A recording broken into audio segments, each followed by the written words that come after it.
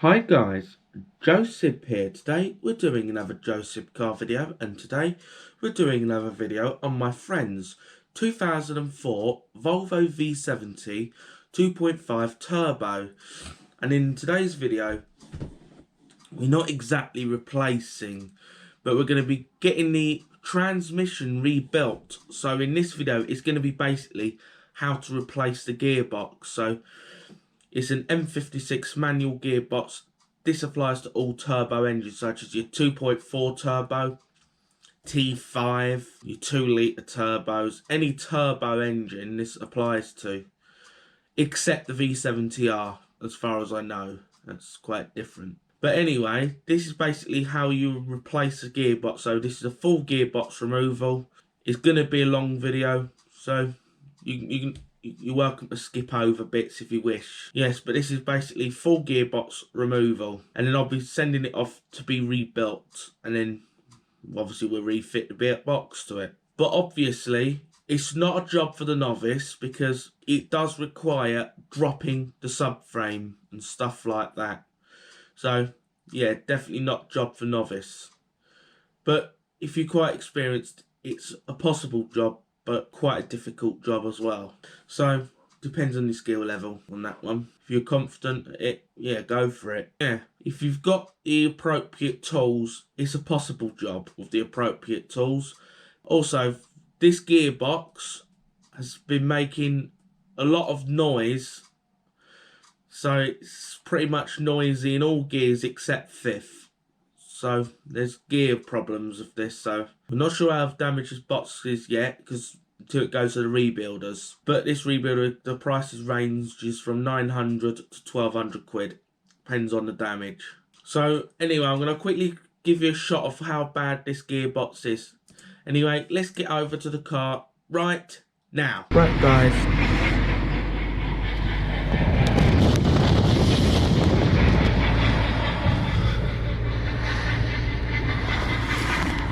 Definitely hear the transmission is making some definitely weird noises, and we're obviously only doing 20 miles an hour.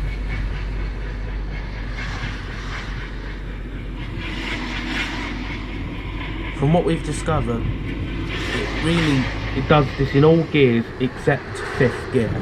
As soon as you select fifth, the noise goes away, and it also disappears when pressing the clutch. So it's definitely transmission related. Here we go, we're going to go a bit faster down this road, so you'll definitely hear it around this corner.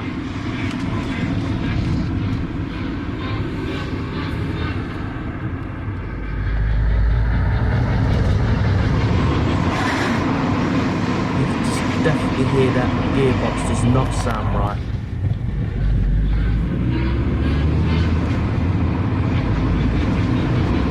Well, anyway, let's get over to replace this gearbox right now. Right guys, well, obviously I'm going to quickly show you sort of the issues I have. I haven't really got any issues I want to show you. I'm going to give you a quick start up with this. We've only just pulled it in the drive, so it has already been started today. One thing you're going to keep in mind before you start, make sure your driving seat is in your memorised position. Considering this is an electric driver's seat, so just make sure it is in your memorised position before you disconnect your battery, because this seems to lose its memory. But anyway, obviously in the car, shut the door, it's done 155,000 miles. Put that on auto. Blower fan's a bit noisy. Well, anyway, open the window. So, just quick, gonna give this a quick start up.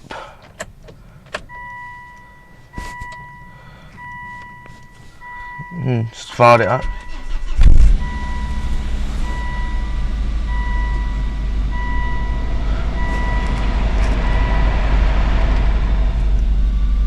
Shut that fan off. It's got definitely a different start up to my 2002 V70. Seems to cold start definitely, and it idles lower. But anyway, gear wise, I haven't actually got any issues with selecting gears in this. But we've got a noisy clutch bearing in this, if you listen. Hopefully you can hear that. Obviously, selecting gears, no issues with that. The owner said they haven't got issues selecting any gears in this car. It is literally just noisy. That's what's wrong with this one. Yeah, and obviously I noticed a noisy clutch. Yeah, so that's comments here. But anyway guys, getting all that out of the way, let's shut off and get started. Let's close the window first. Intermittently the auto up doesn't seem to always work on this car. You know, we're going to shut off. And that's that. Last start with a ridge. Oh whoops, I warmed the engine a little bit there. Not too much. Key's a bit broken. Well anyway, let's get a final toot of the horn before we disconnect the battery. Actually that horn sounds different to mine. Has a different tone on this one. Don't know why that is guys, but anyway. That's it, last toot of the horn before the battery gets ripped out of this. Well, final start with the original gearbox. So now I'm going to pause and get my tools and go and disconnect the battery. Right guys, we're going to start off by disconnecting the battery, and Volvo hid the battery in the boot. So in this one I've got to move all these tools back, cover back to lift the cargo cover. This is self-hold itself, or should. Now it does. Yeah, it should self-hold. Well, looks like these clips should be in a retainer, but it's like it's already removed, so I'm going to shift this out.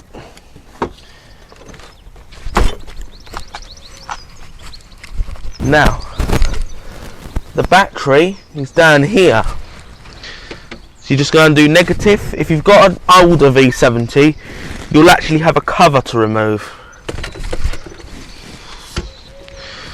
Yeah, so this bit you don't really need to touch. So I'll just undo the negative battery cable.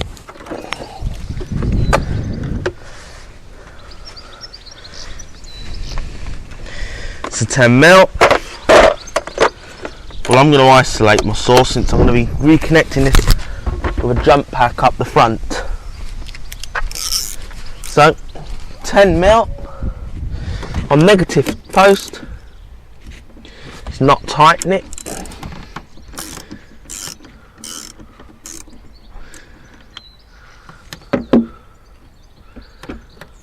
Disconnect that. It actually says here remove minus first. I'm going to get this bracket removed. I'd personally have a cover in that personally.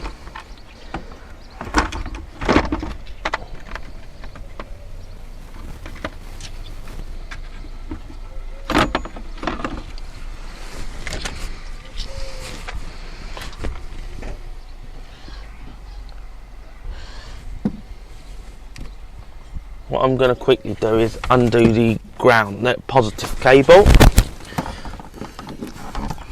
I'm not sure how necessary you say this, but here I'm not going to take.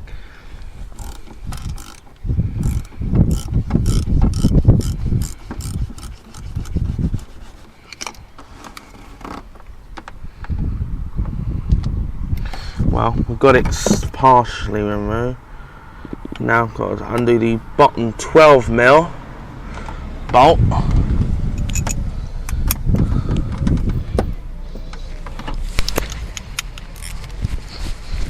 Undo the 12mm.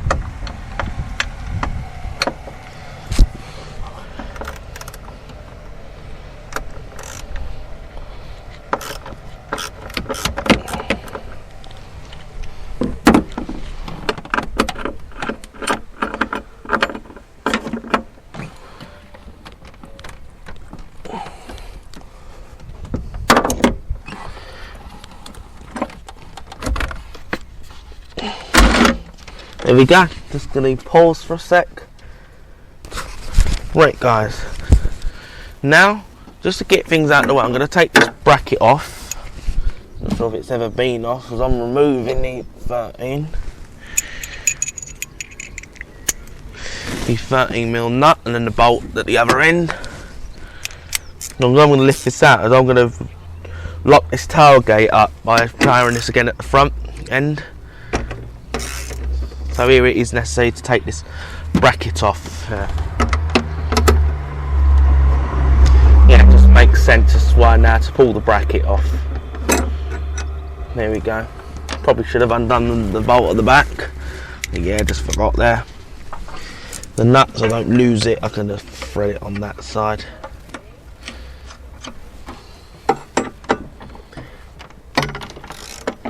It's not earth out on the live.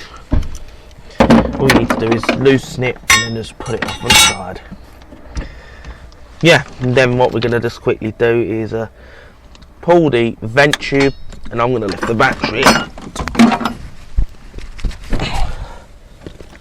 So yes, now I'm going to get up the front and we're going to lock the tailgate. Right guys, now I've got the battery undone. Now we need to quickly pop the hood, or bonnet, whatever you want to call it. So, bonnet or hood release is down here. This left hand drive, it will be over the other side. Now that's popped, just going to lift the hood up.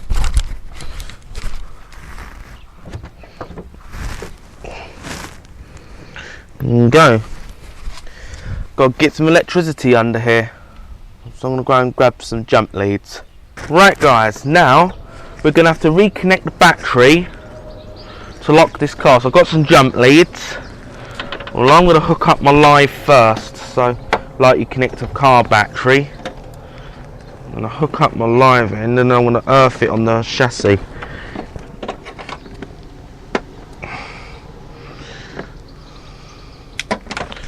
I've got the battery down on the floor.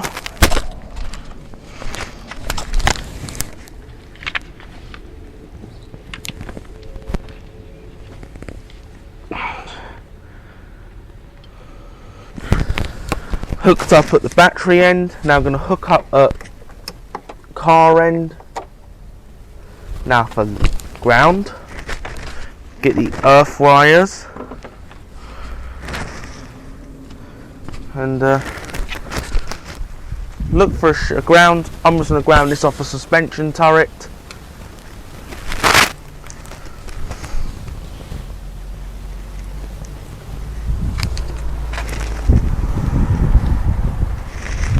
And we're powered up. Now you're powered. I've got to be quick and lock this car before it deadlocks, guys.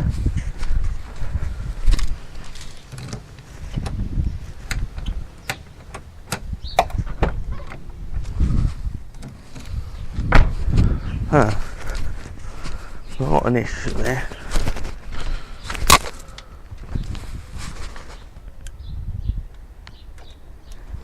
I'll find a better earth somewhere on the engine.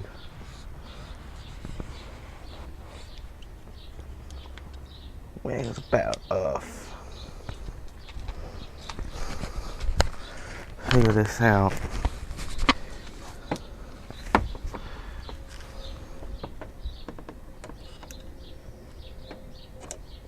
It's not earthing. I'm just going to pause and figure this one out. Right guys, we're going to start off by, well, removing the air box over here and the mass airflow sensor. So be careful not to break this. This is fragile plastic. Fragile plastic. There we go. There we go. And then unclip it from the air box. Push it all off to the side. Now I'm going to undo the Jubilee clamp, which is 7mm. Just going to grab that out of my socket now, it's rod gone. Not far away.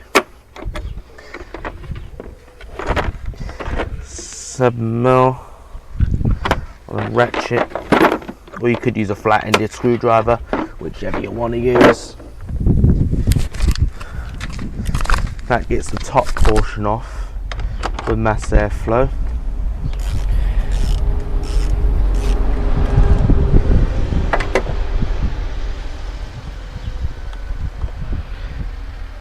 Clearly this has all been off before, because the owner actually has had a clutch put in this car by a garage, so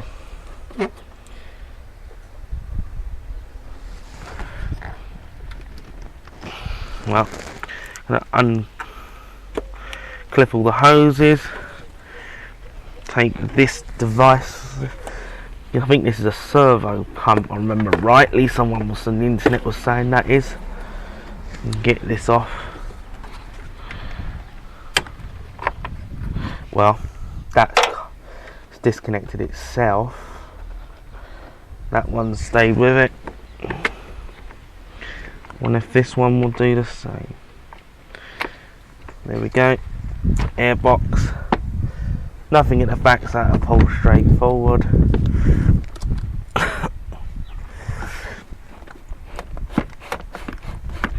Let's get the plastic pipe off.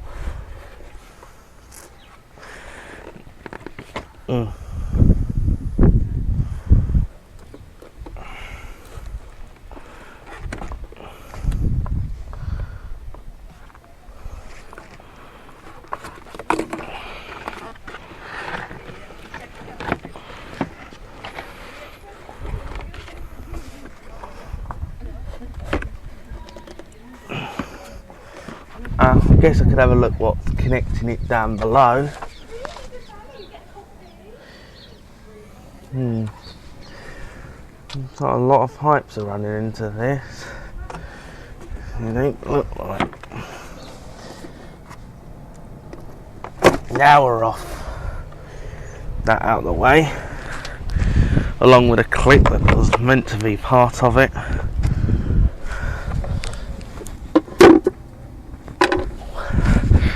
Now I think this is both, it's the same. I think from my two, apart from, let's get all the extra stuff off the side. Okay, so let's have a quick figure how this all comes off. No, so it looks like this sort of stuff down here. And there's some stuff here which slides back off of the airbox. Now it should. And also get this pipe off.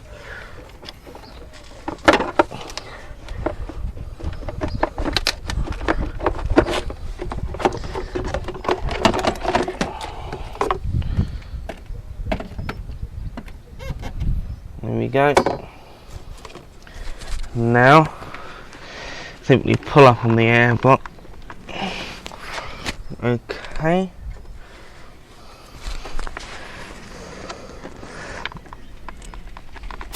There we go.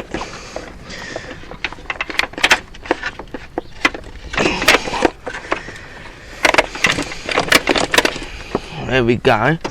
You've got to give it a firm tug, but obviously don't break anything.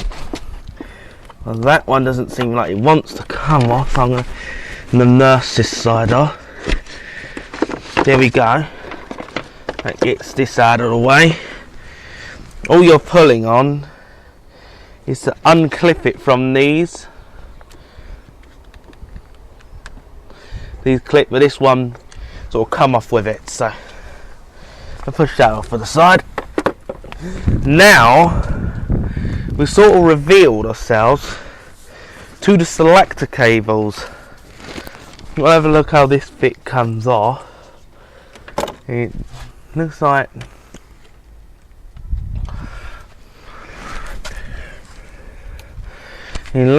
it runs down here. If I could disconnect this somehow, these vacuum line. And now, the face of these selector cables, we can get the reverse switch wire out. Push that off of this corner. Now, I take it these look like pull back.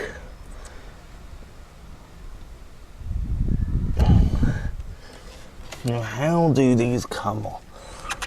Do these pull off or do they hold? I'm going to have to pause and figure that one out. Right guys, I've just been looking through how to take this cable off, and it looks like you need a spanner. Get even pressure when you pull. That then comes off like that. So all you need to do is get even pressure and it just pries off.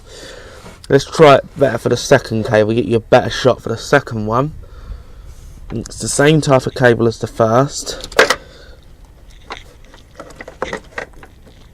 Make sure it does. Don't pull it at an angle or at a break. Again, pulls off. If you get them even, you won't break it. The trick, open-ended spanner. That does it. I haven't seen any film on YouTube about that. And then, looks like, to lift that off, up here, it looks like that lifts off. And then there you go. That pushes back. The same for the other cable. I think so. Actually, I think I'll just undo the cable, just lift them all up in the air. So I'm just going to go and find a size for that. Right guys, what we're going to now do is start by undoing the bolts to release the selector cables off the top of the transmission. I'm pretty sure they're 13s if I can remember rightly from my 2002 V70 doing this job. I think they're 13s. Not sure if I can get my hand past you. Nope, I got that wrong.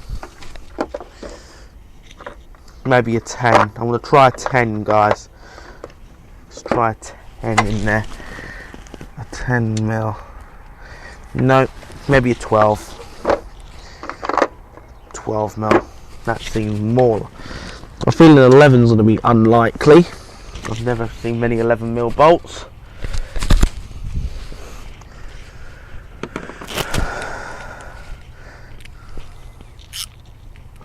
Now I'm going to get in there with my tool.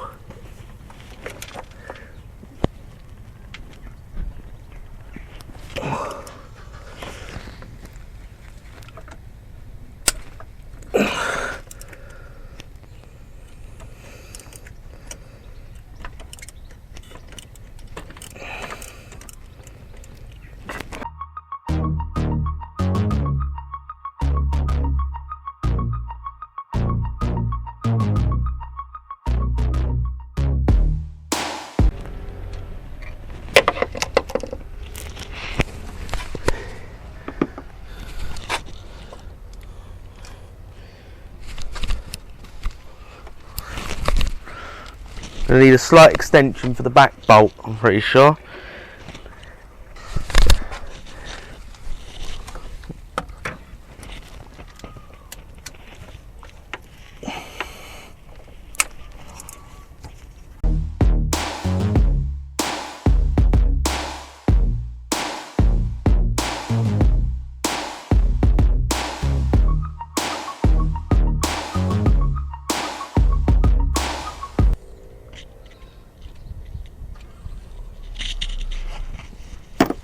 Now the selector cables can be lifted up out of the way. And when I disconnected, I'm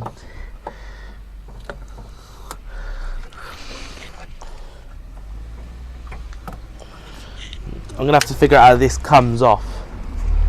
I'm pretty sure it goes back into the... So what I'm going to now do is get the top cross brace off, because it looks like this runs into the turbo, so we get this out of the way as well, because I'm pretty sure before I could drop this in I need to get all the piping out of the intercooler and this from the other side of the intercooler, so I've got to get the intercooler piping out. But first let's get the cross brace off, so I'm just going to go and grab these tools for that. Right guys, what we're going to now do is undo the cross brace. So I'm going to undo the two 14mm bolts. you probably want a brake bar for that. I'm just grabbing the 14mm socket. I'll go with deep extension. Get over anything in the way.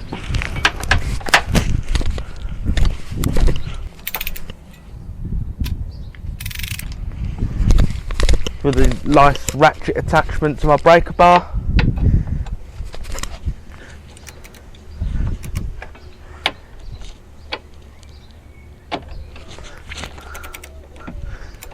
Right, I'm going to undo the other side.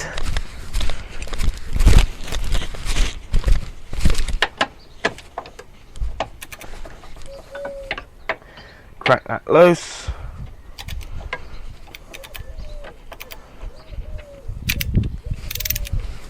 Now, what I'm going to now do is find the size for the centre nut. I think that's a 15. I'm pretty sure that's an 18. Other than that, I'm pretty sure it's 18. Might be wrong, never know with me. Yes, it's an 18.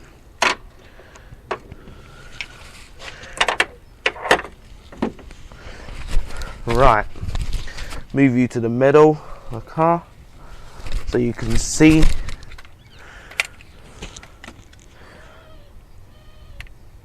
Zoom you in a bit. First one I'll do is I'll get this out of my way. Take the rubber protective cover off, push that to the side. I grabbed one from my V70, mine didn't have it. Now, breaker bar. Do away with the ratchet attachment for the minute. Just going to put the bit on it.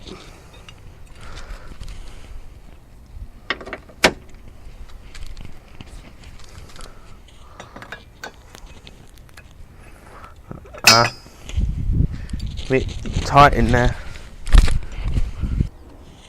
Right, 15 and 18. Use a breaker bar. Not that I really need it. I'm going to use the wait that to loosen.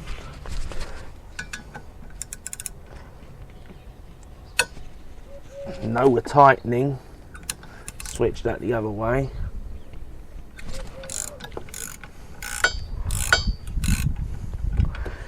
Only needs to be loose. That can just hold. Now we don't need the bar anymore.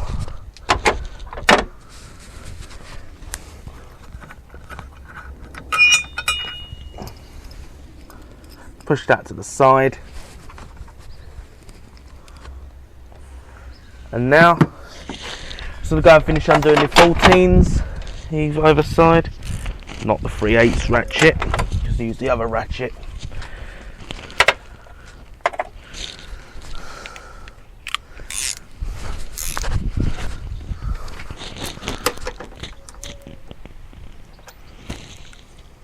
Wrong size.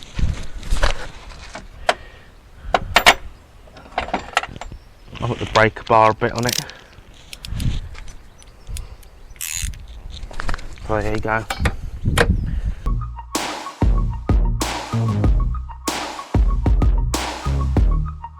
Don't need that this side.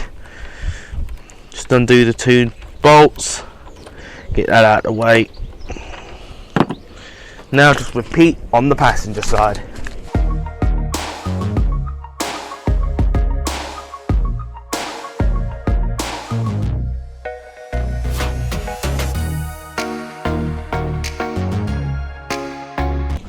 Now, what we're now going to do is lift the brace out of the car.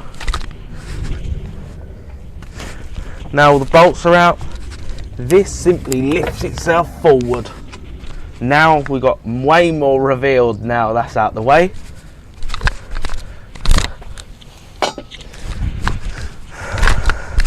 Now I'm just going to go and switch tripods. I'm just going to pause here.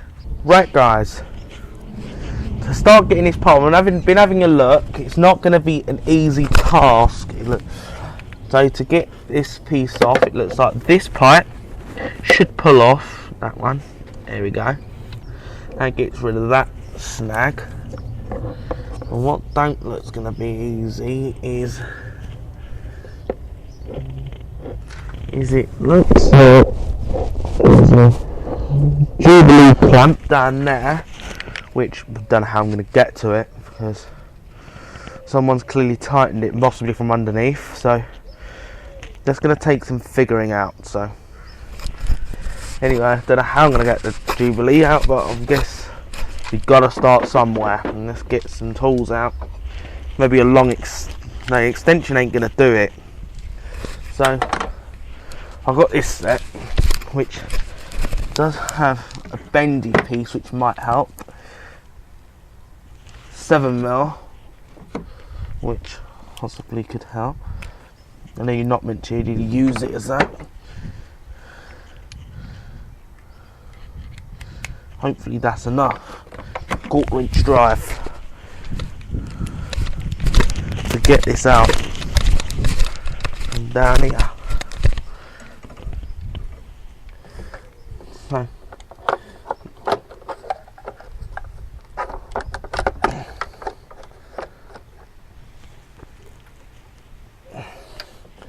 hopefully that's clear enough, because that's unfortunately the only place I can get it.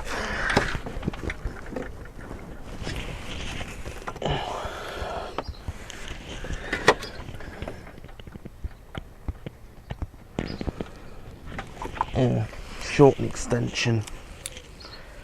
Take extension out. Maybe that'll do it. Right guys, I've finally got the Jubilee clip. It was a really tight fit and I had to put my arm where you guys are, so I had to stop. So now, off the turbo, but we got this little snag over here, but it might loosen a bit easy once I pull the turbo off the engine, off the turbo.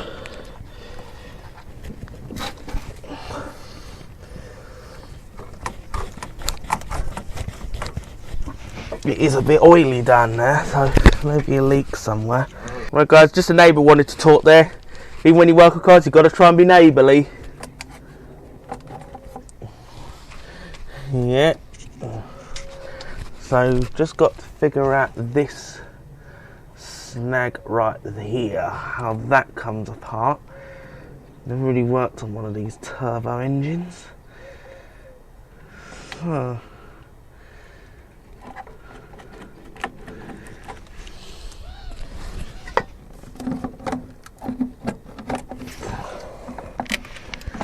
Now that's part of the PCV.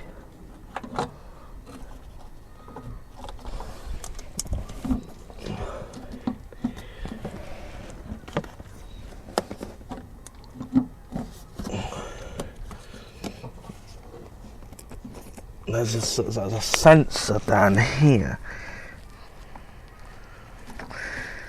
Good question.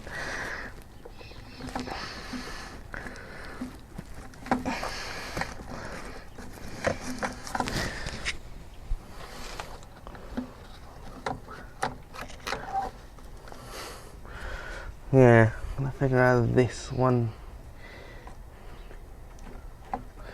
Unless I just have to put a Jubilee clip on. So I'll just have to grab a Jubilee. Right guys, so to start off here, we're gonna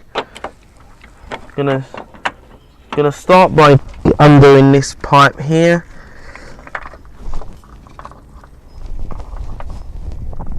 Ah, this might be better. To undo this here. I ain't got a plier.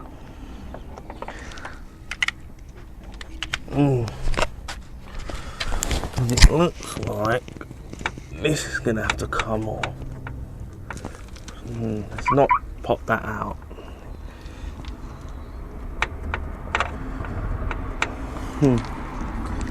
Ah, that makes it easy. If this pops out here,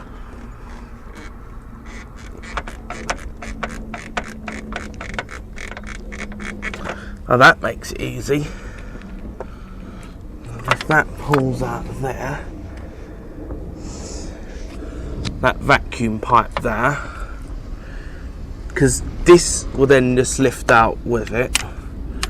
If I can get it out here, there we go. So that eliminates that piece.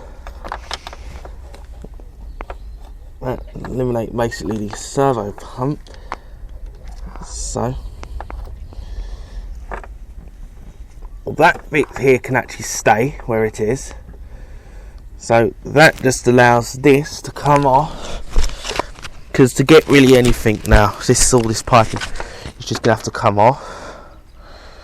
This is why I don't like turbos. I'd much rather a non-turbo than a turbo. That's why I have one. The thing.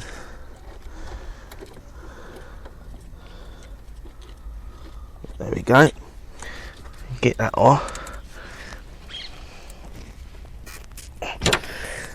Get that out. How did I attach the... What I'm going to have to do is take this off first. So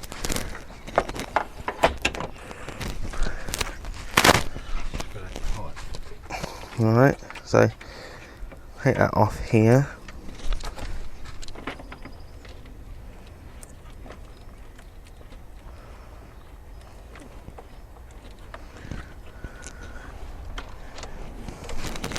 Right guys, off camera I just suddenly realised that I was able to pull this pipe off there. So it totally gets rid of this snag in the way, which is going to make it easier when we come to drop the engine. Nothing's going to strain here now because we've got rid of that. Well, what we're going to do is take this charge pipe, because that's preventing me getting down to the throttle body. So just two Torx, 25 there and there. So just going to grab that standard size, and that actually might be a 30. I'll try 25 though anyway. That's what they mostly are. Torx 25, 90% correct a lot of the time.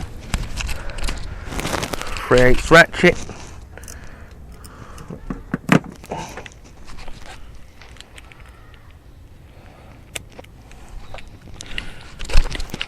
Now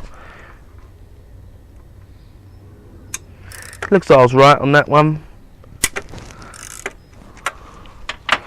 Anyway, I'm going to place you here.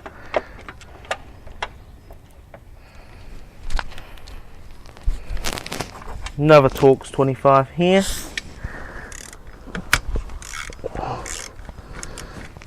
Get rid of that. I think the rubber pipe down there can stay as is, because it's not going to affect that bit.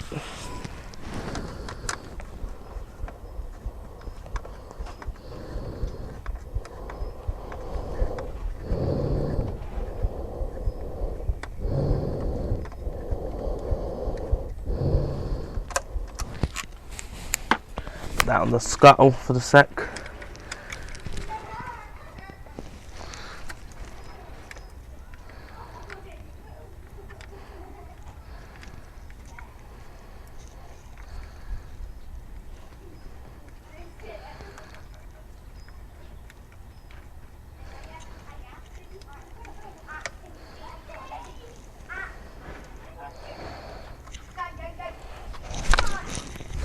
Get that out.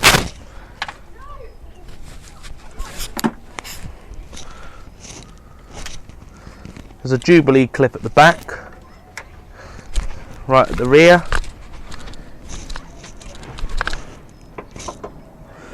And for Jubilee clips, you only need to remove the upper one, as far as I can see right now. Because I'm learning at the same pace as you here.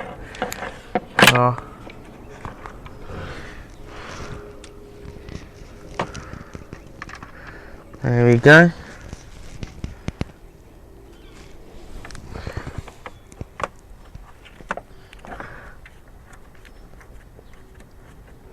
There we go.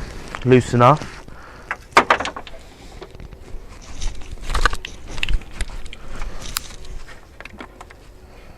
Now, I'm going to lift this out the top. Top one. I'll say for that lower one.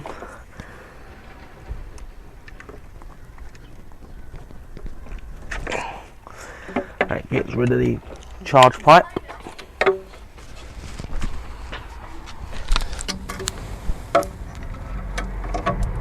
There we go. Now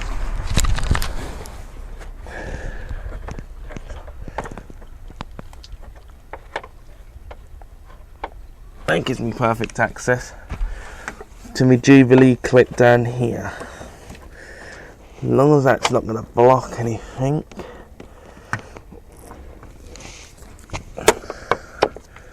Right, just expose me to another Jubilee clip down there.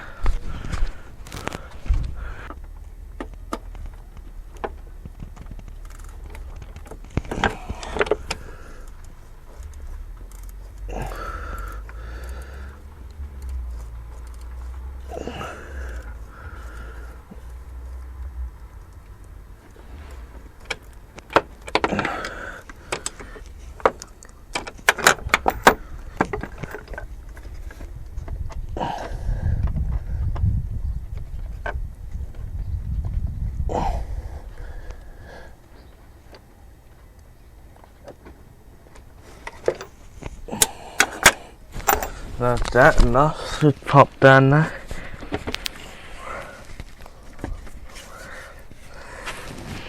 It takes a push on the pipe to get it off the throttle. There we go. We're off at the bottom. Now I'm going to push it out, pull it out the intercooler. There we go.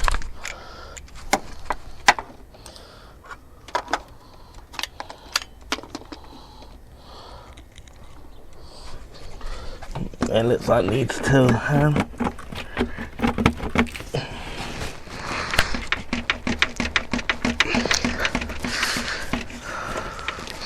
So, okay.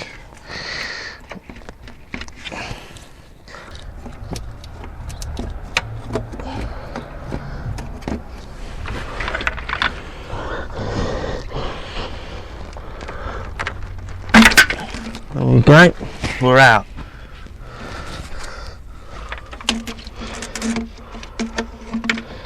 The throttle pipe out.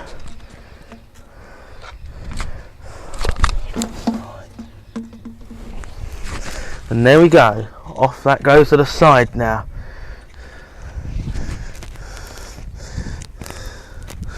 Huh. Well, nothing's hidden anymore, guys. Look at that. Look at the amount of room we got now. Now that's gone. Huh. Talk about a bit of room, a bit of removing dust. Now I'm going to have direct access to start removing accessories and wires from the transmission. Here with my 2002 V70, this was a way easier job than it is on this. But anyway, I've got to now try. I think I'll have to push that over there.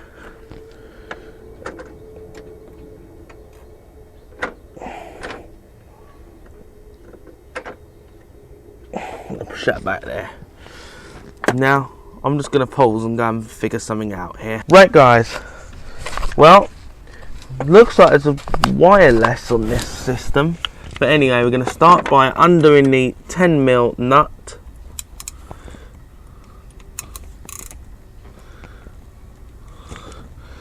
Okay, so I'm going to hold that back.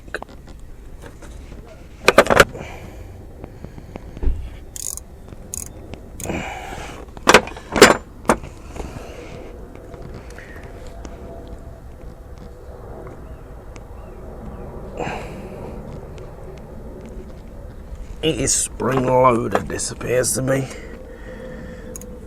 And I don't think that box is earthed properly. I think the earth should be up there. a knot down there. Well, I'll probably correct that.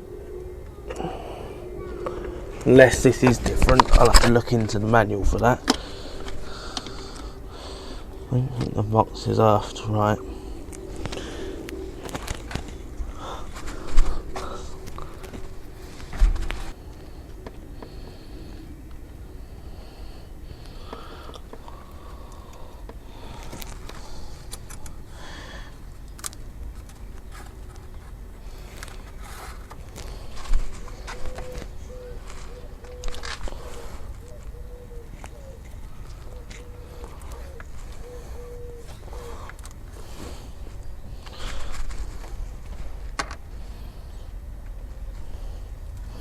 Now listen, there's another 10mm bolt down here.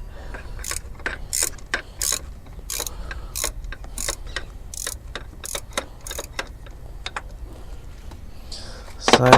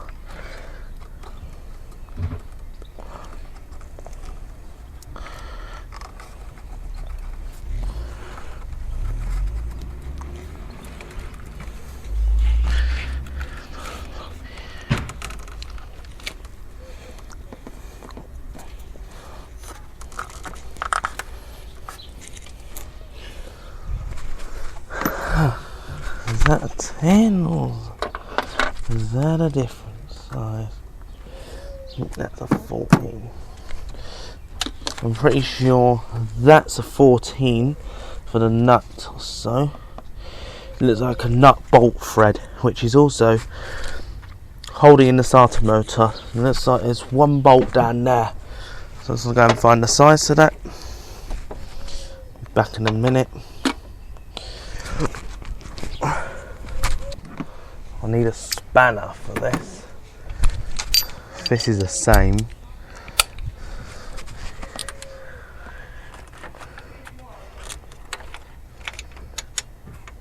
Ah, this is different. I might be able to get a ratchet in that. Yeah, this is the bolt I'm trying to remove. Where's my ratchet? My 2002 V70. Yeah, my 2002 V70 ratchet didn't actually sit there, if you remember, if you watched that video before.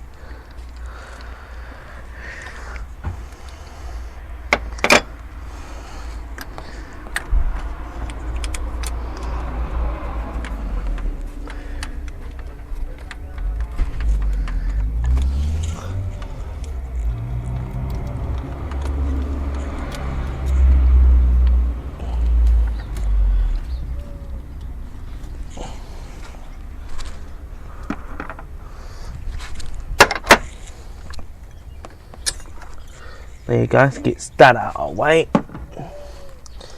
Now I've got to figure out what size the big bolt is. Is that a 15? I've got a 15 here. If it is that. That's a 14. Go 14mm an extension. Should be able to get the actual starter bolt out. Probably no one stuck it in too tight. Find out any second now.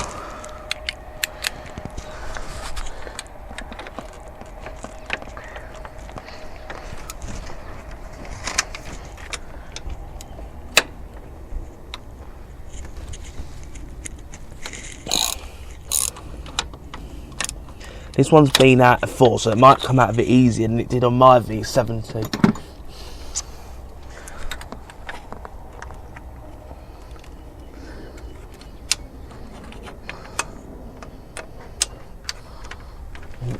Handy enough.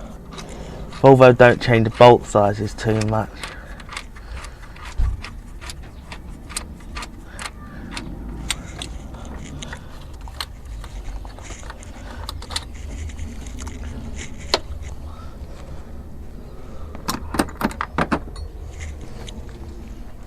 Let's not lose that. Feels like a specialised bolt. Well, actually, before we take the last one out, I probably wanted to undo the electrical connections of the starter. The ones down here. That wire and the trigger wire.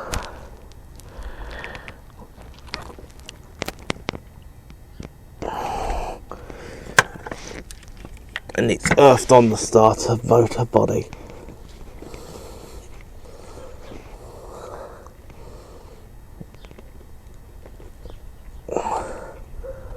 Got to undo the white.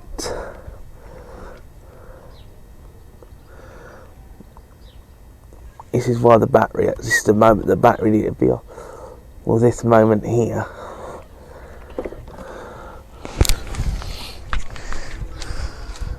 Push that somewhere safe for the minute. Probably do need a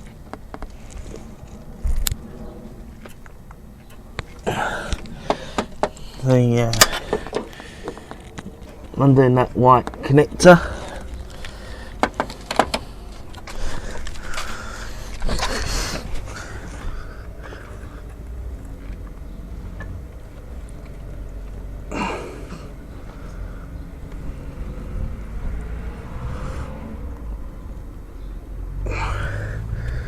Right, I think I'm going to need a pliers for that. I'm just going to have to just go for a sec while I sort that one out. Right guys, got the little white wire out. I'll just use some pliers to pull that. You've now got to figure out what size the nut is to get the starting wire off it. I've got a 13 in front of me, I'll try that, but I don't... Oh, it's a 13, I didn't expect that. Get that on the first try. This has been removed before, so it probably will come out quite easy.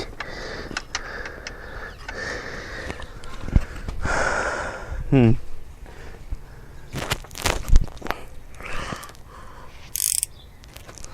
got a small 13. Go into my socket set. 1/4 inch drive. Make sure you loose. Don't over tighten the starter motor, because what you don't want is to snap it inside.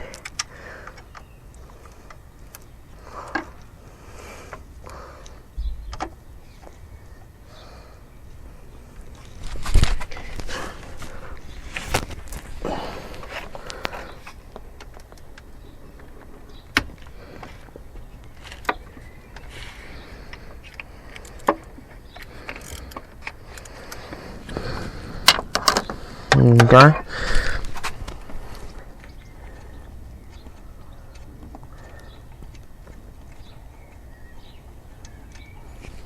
Push that to the side. Off comes the wire. Oh, looks like there's 2 wires to this one. Make sure I don't mislay that. Now, for the 14mm. I'm a bit of a mess here at the moment. Where is it? It's on my socket. Of course it'll be my 14. Right, I'm going to take the extension. Right, final starter motor bolt at the bottom.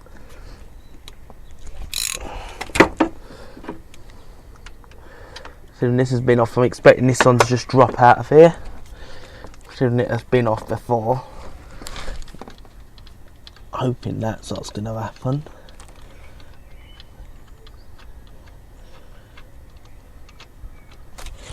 Yeah, I'm actually just going to hold it here. Might surprise me and be stuck on and need some perseverance to come off. I don't think so, because I've had this one's apparently been told to done. This has been off of a garage, so I can see someone's bashed it off before.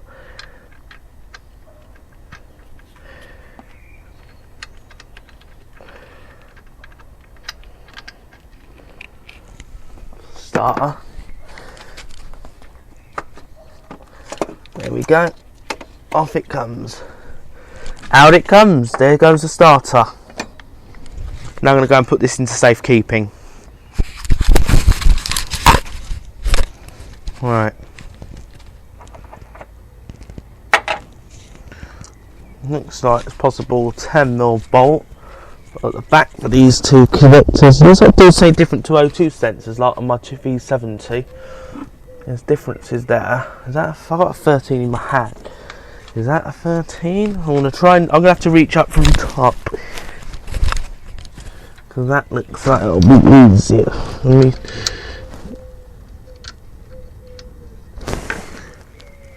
Nope. I'd say it's more like a 12. I've got a 12mm. Sorry.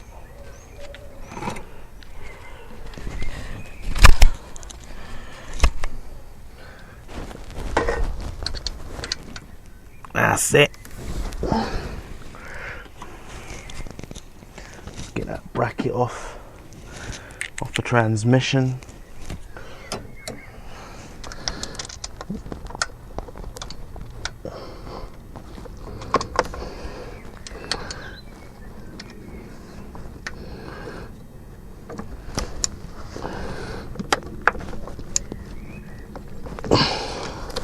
I think actually it might be easy to get it this angle. I'm looking over from the top though.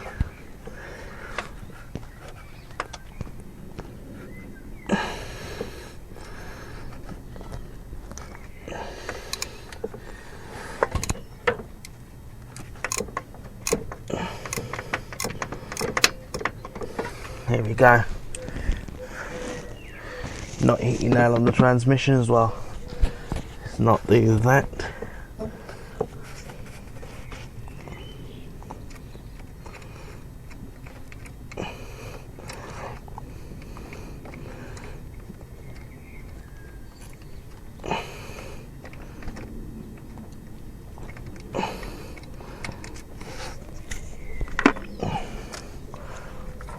There we go. So that's all detached. So now I'll say all the detachment at the top for now is done. So I'd say now we're actually ready to jack this up in the air. So I'm now going to pause here. Right guys, going to quickly break the wheel bolts free. And these wheel bolts are 19mm. I'll do it in a bit of a crisscross.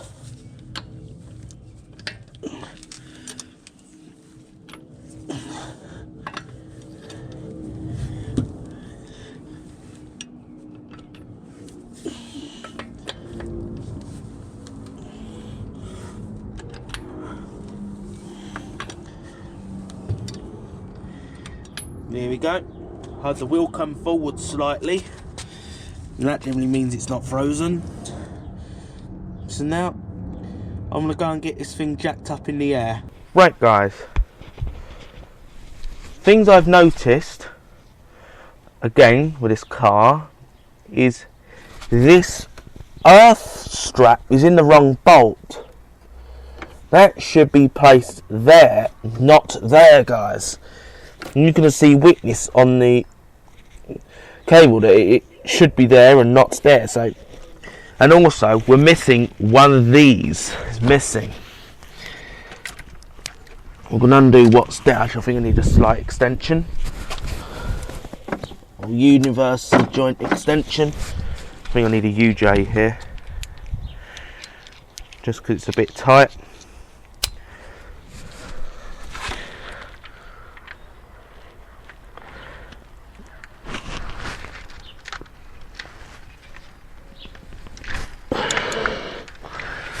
There we go. And anyway, we'll put this back in the correct bolt.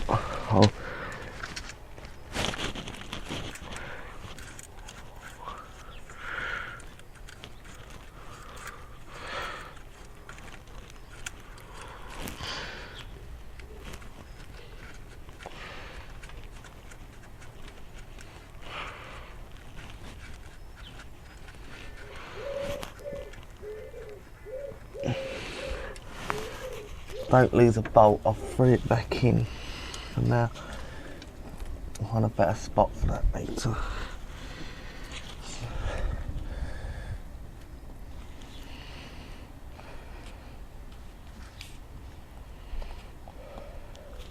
I'm gonna stretch in.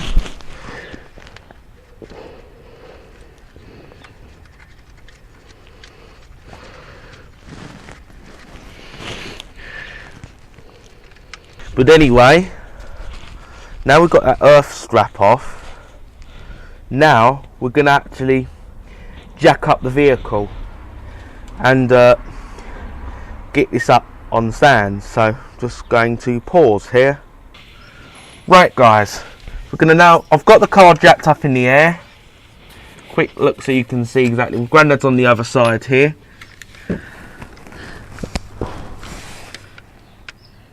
Got the stands, I've actually placed them behind the subframe bracket. Make sure they're clear of those.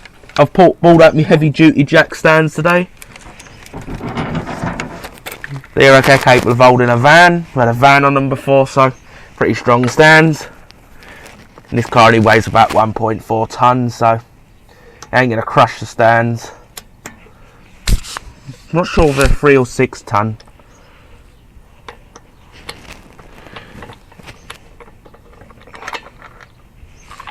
Yeah, you don't even have to extend these stands. My other stands are a lot smaller, the ones I've been using.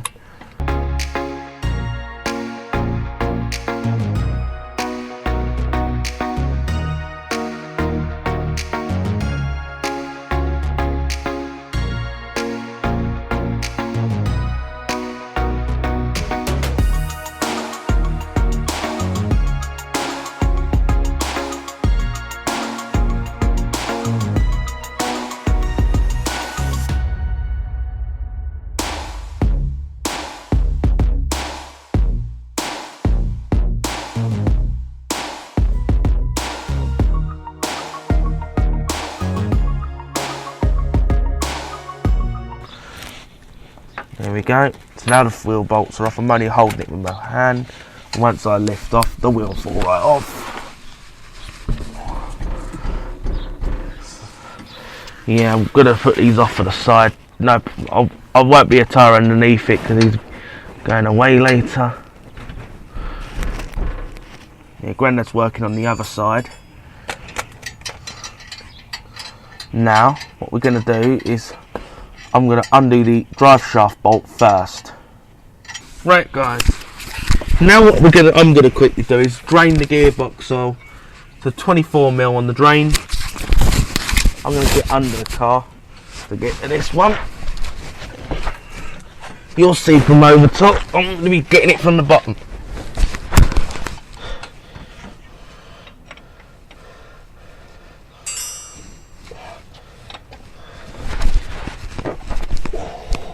I have to hit these.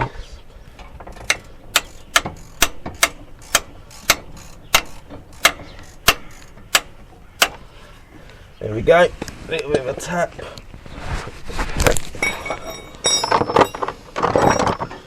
I'm not expecting good oil in there. I'm gonna hold the bowl near as I undo this.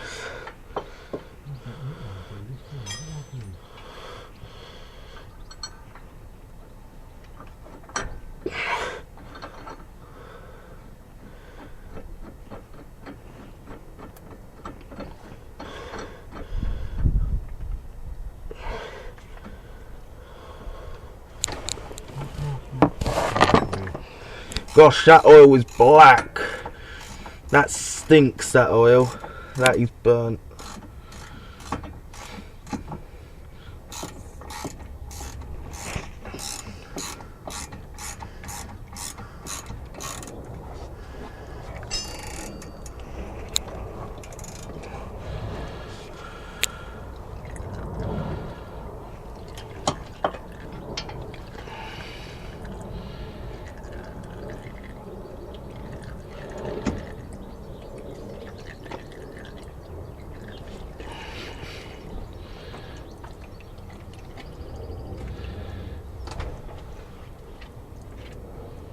Right guys, So now we're going to undo the drive shaft bolt. Obviously it needs to come out anyway. Put that in the cooling vanes.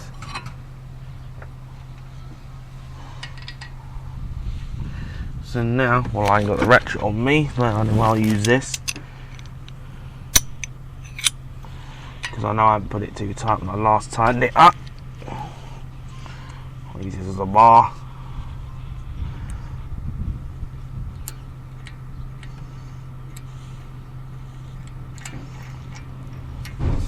There we go. Put that aside. And shaft bolt.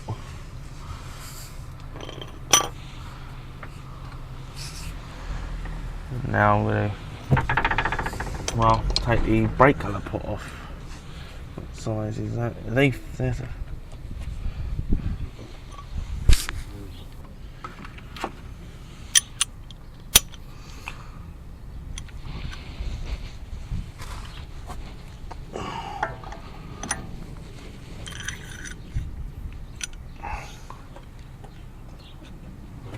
Alright. Alright, now for the brake caliper. I'm going to get this out of my way anyway.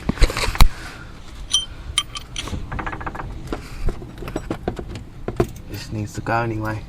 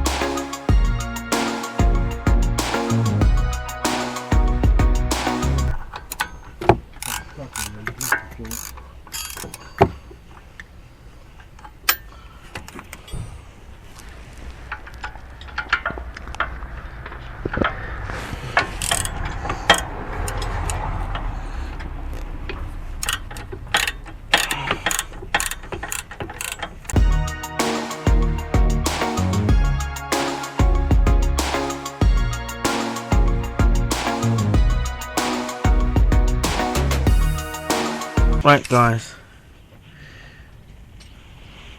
just got a box sat underneath so I can remove the caliper.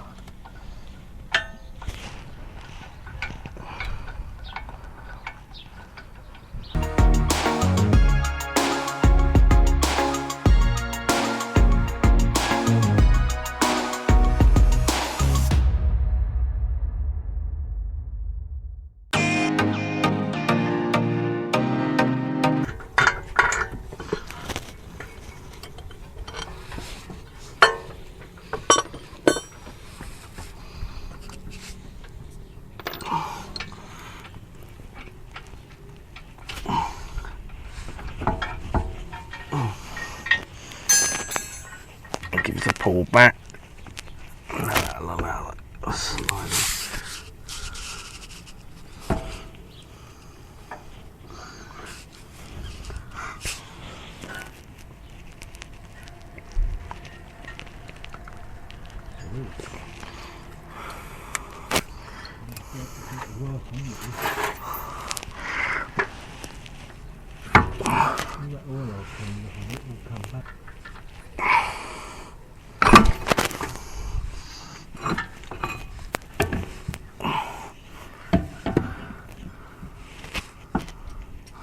There we go. Caliper removed. Might as well move the disc, get that out of the way. It's a lot easier.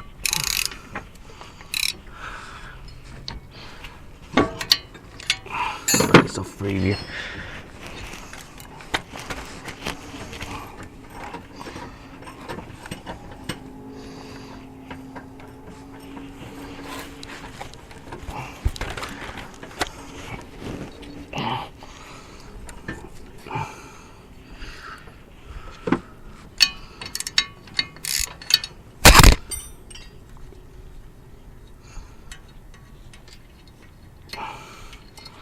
Get this off to the side.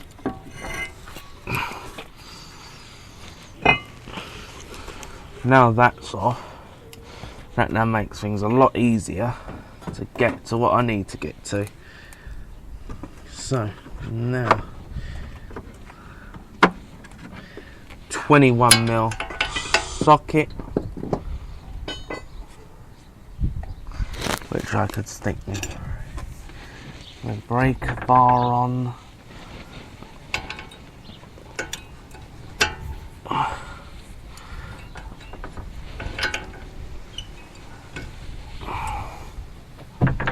Nope, that's already loose.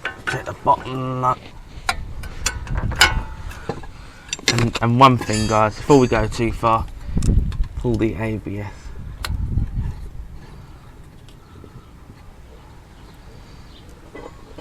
No.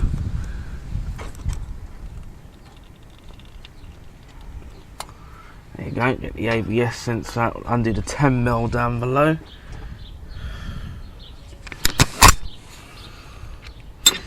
Minor extension for the 10mm for the ABS sensor.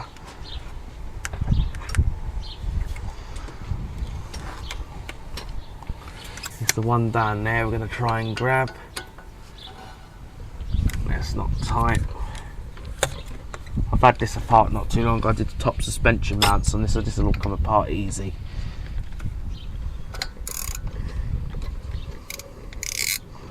There we go. Take that out.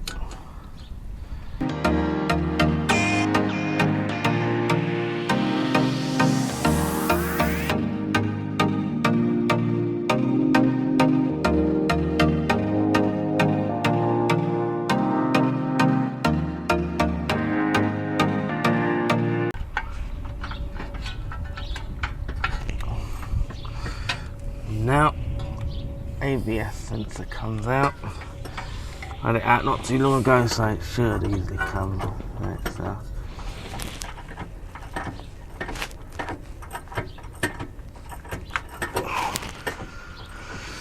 that out of the way.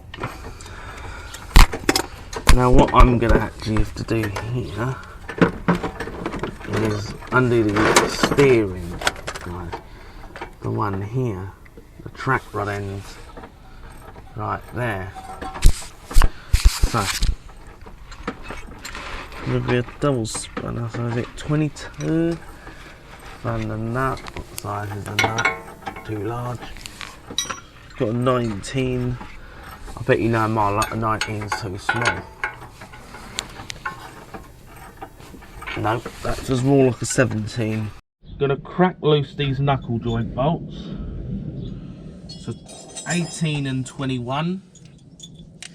18mm bolt head, 21mm nut end. I'm just going to be a bit cheaper and just use a breaker bar and a ratchet. Might hit the body work.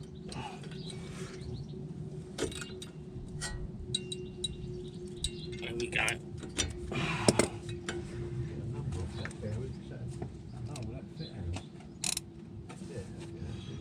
Yeah.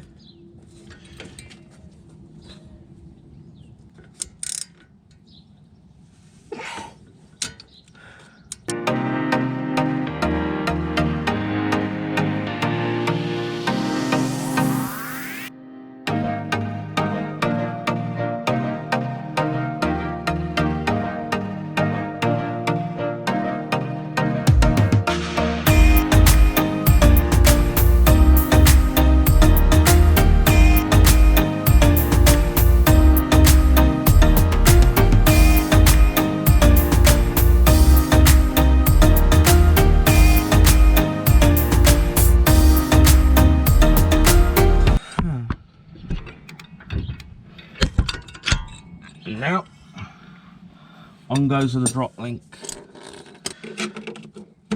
We need a 5mm hex on this one. Might be a Torx fault if it's an original link. I'm pretty sure it's a 19mm. I've had this one off too right recently, so it'll be fine.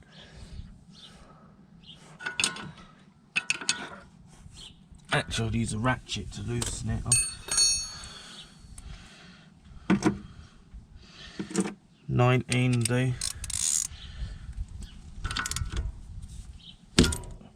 There we go. No, it's not.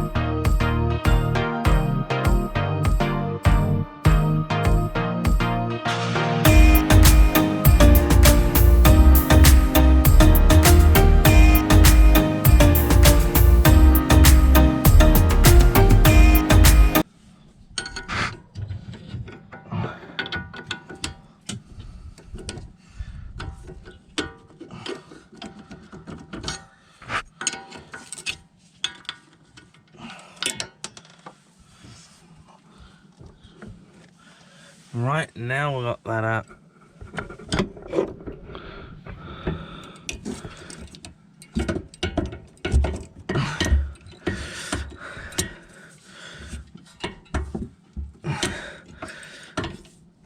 Got my breaker bar stuck in the anti-roll bar.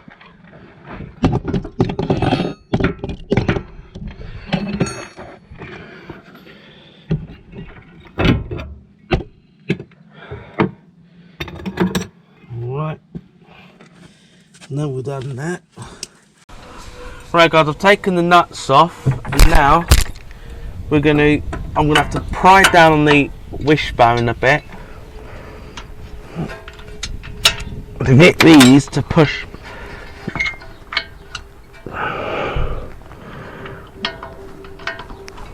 Actually, the trick is get the bottom one out first.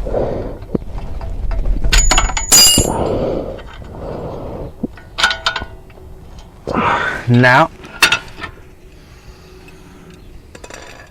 we're going to push in on the shaft.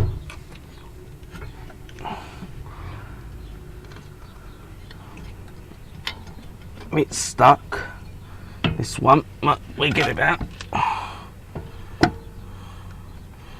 Not let the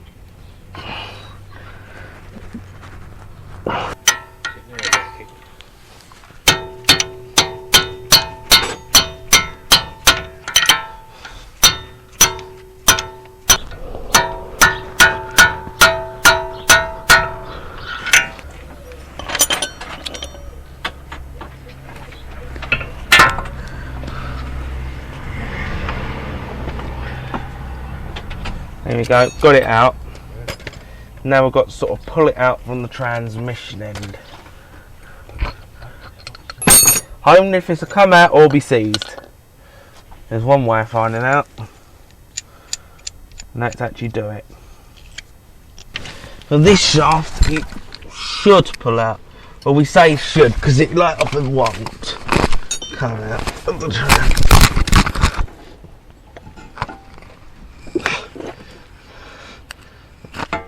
I need something to pry on it with. Right. Nope, that's seized. I need a crowbar. Right guys, we got the drive shaft out. We ended up using the crowbar to pull this one out. It's not easy one to come out, even though it had only been near a year, less than a year.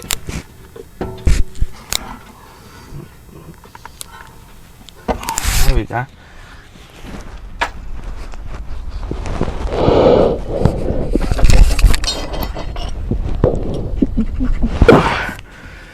Even it's pulled out, but it's just not quite exiting the transmission easily.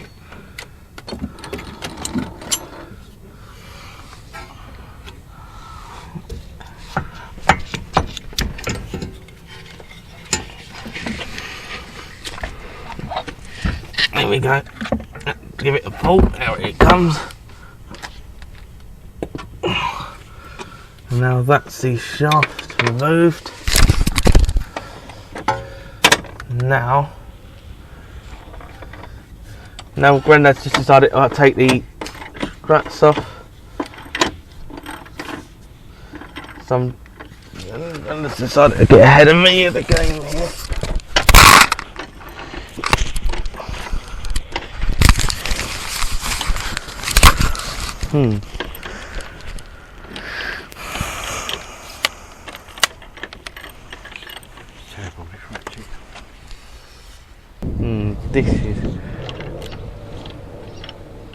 This ratchet's sad its state.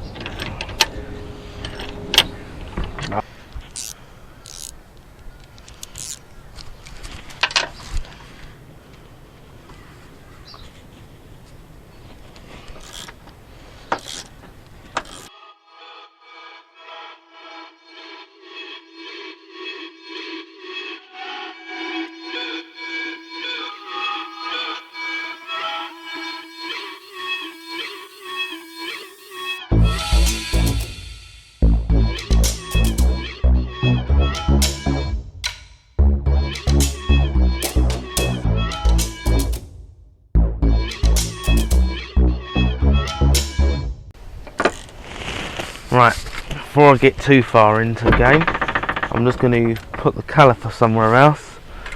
I'm going to have to just move you there for a sec.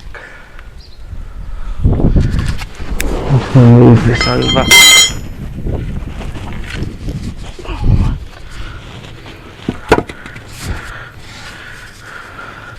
Start to move the caliper.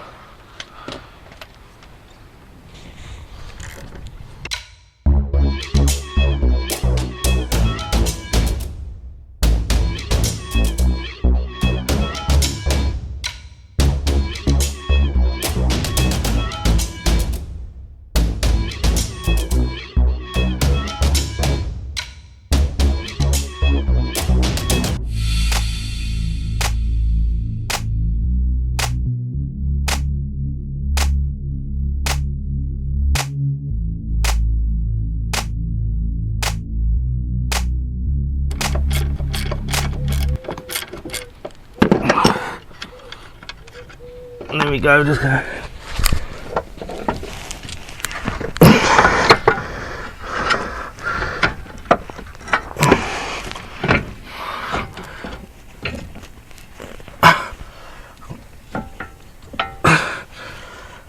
just have to, this is in my way, slide this out.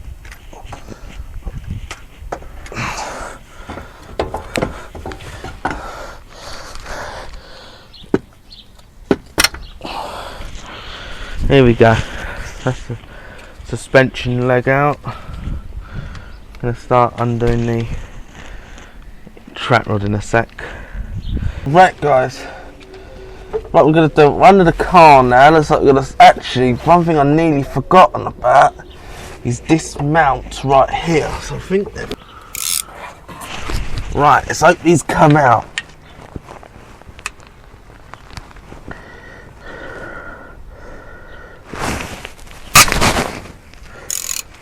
Release of that one. I mind this thing snapped on my V70. If this is, we're loose. This is the bit I was worried about. Easy. easy.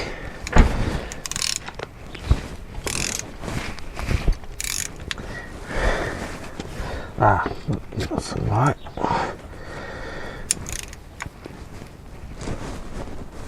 I know. Good.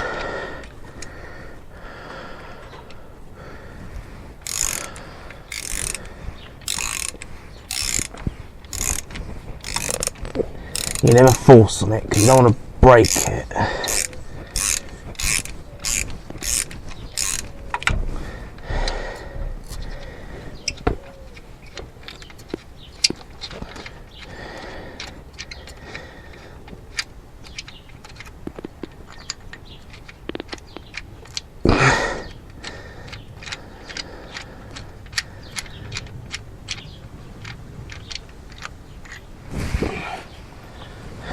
Right, let's have a look at this one.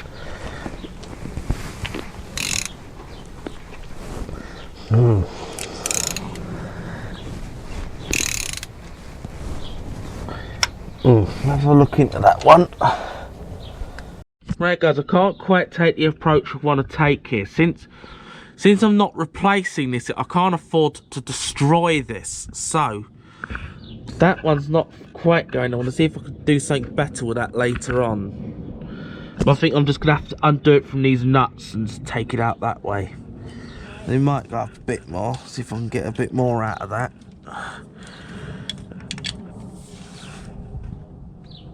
Nah. It's going in, but it's making a lot of noise going up. What I'm trying to do is make it not stand out. I'm just going to have to just do it from these nuts, and then you'll have to go to the rebuild of this on it and see what they can do. But anyway, I find the size, I'm guessing that's an 18, isn't it? I'm estimating that's 18mm. Here we go. Yeah, so it's just gonna have to come off with the trans, since it's not gonna come out this way, isn't it?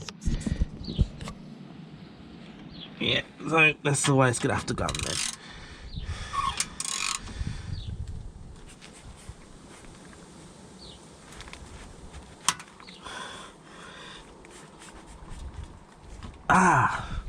Tighter than I thought. I'm gonna pause and undo that. Right guys, what I'm going to do, I'm going to move on to this for a minute. I'm going to get some of these mountings and that undone. So starting off with this exhaust bracket. Looks like this one needs a catalytic converter on this car. It's like further down on this year compared to my V70. Anyway, let's get this undone. Right, mate.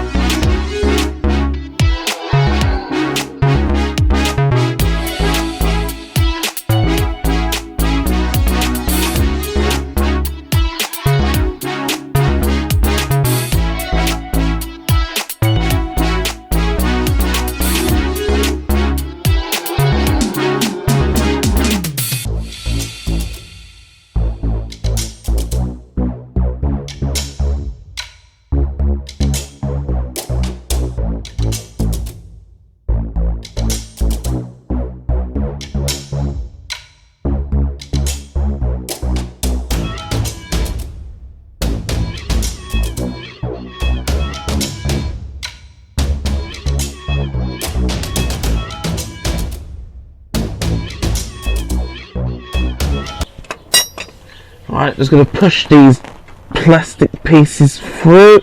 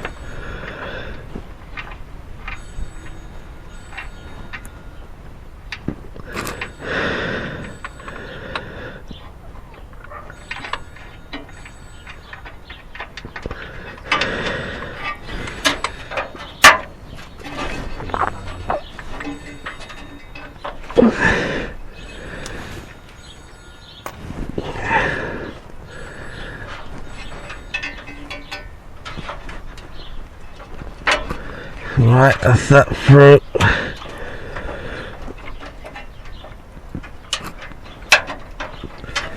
There we go.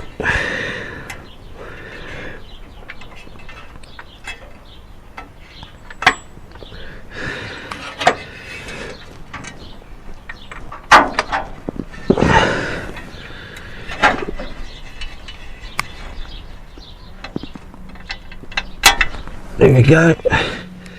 I was going to unclip it.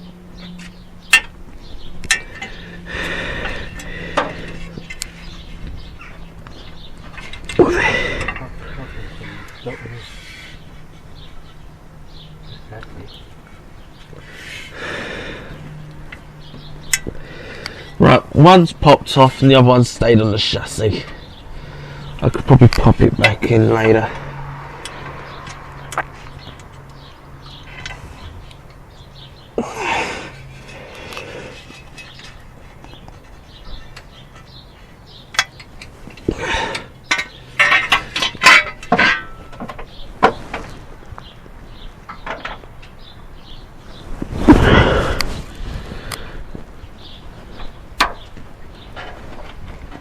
Right, so that's that. On this car, it appears that this mount here holds the catalytic converter. Now this is going to be more difficult than my V70, so I can definitely see right at this point.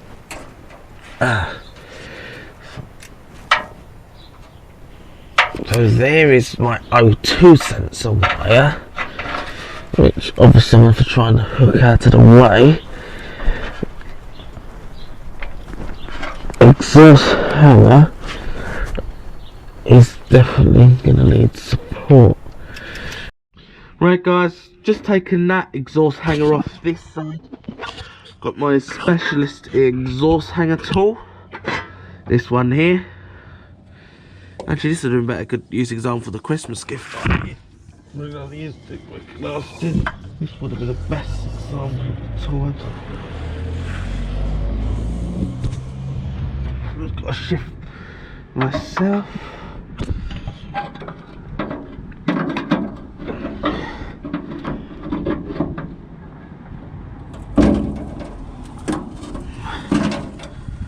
Well, that's almost out.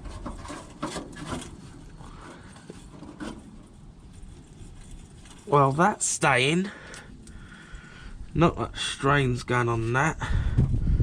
The pipes don't look to be under strain, so that'll probably just sit there. I don't think I need to go any further. As long as no brake lines are tied into anything. No brake lines tied. I guess we're now going to get on the rack nuts.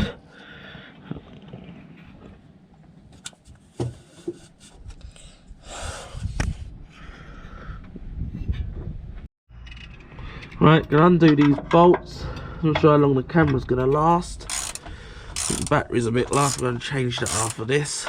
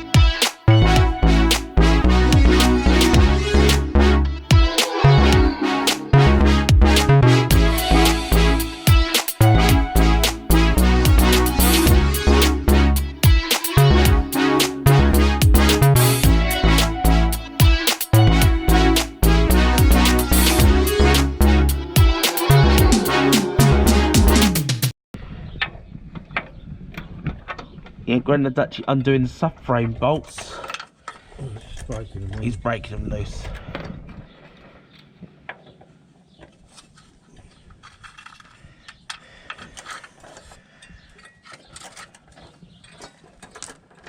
Here we go. There's nothing in the way. Now I've got to figure what size. I think that bolt, I remember rightly, is a... Right guys, we're going to have to approach this differently. We're just going to have to take the nuts off, so I can't get those out. I'll try and heat it when I get it out of the car. Yeah, I did ask on the Volvo P2 group, see if they knew about it, but they're all saying heat it. Yeah, the Volvo P2 enthusiast group on Facebook's really helpful.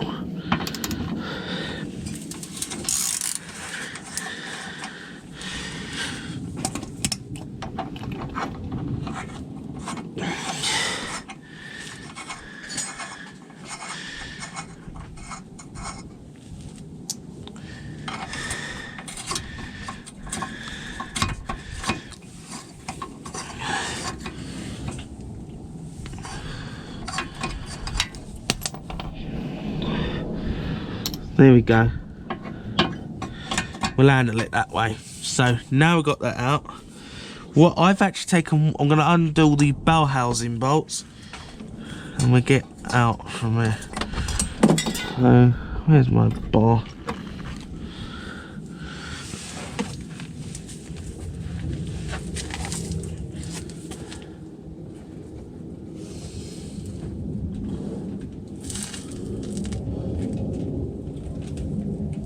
Where's your short breaker bar, Dad? I need it, Dad. Okay. I thought you'd put it away.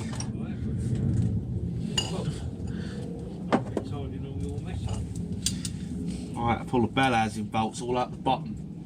For I can't, well, it's a two ends. Ah, jack. Where's the jack? I need to get a bit of wood now. Or I forget. I'm about to take the gearbox out the bottom. The other one out. Bit of wood.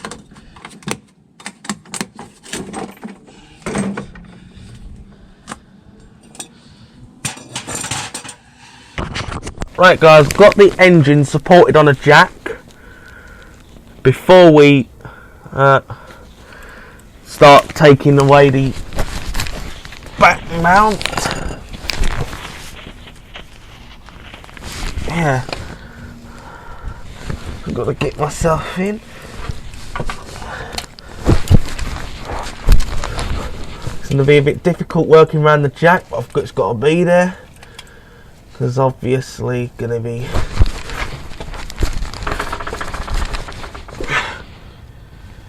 so here we're going to have to undo the bell housing bolts. Well, that one I've already cracked loose.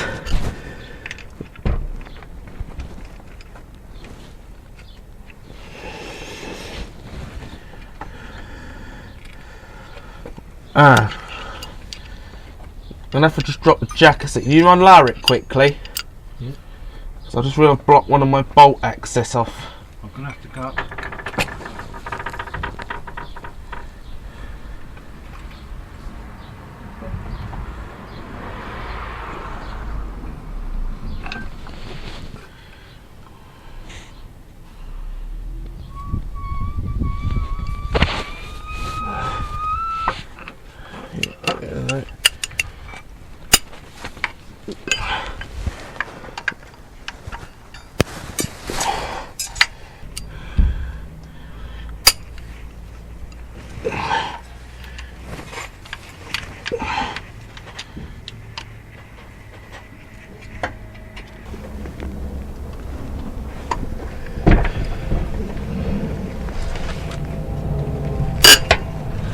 There we go.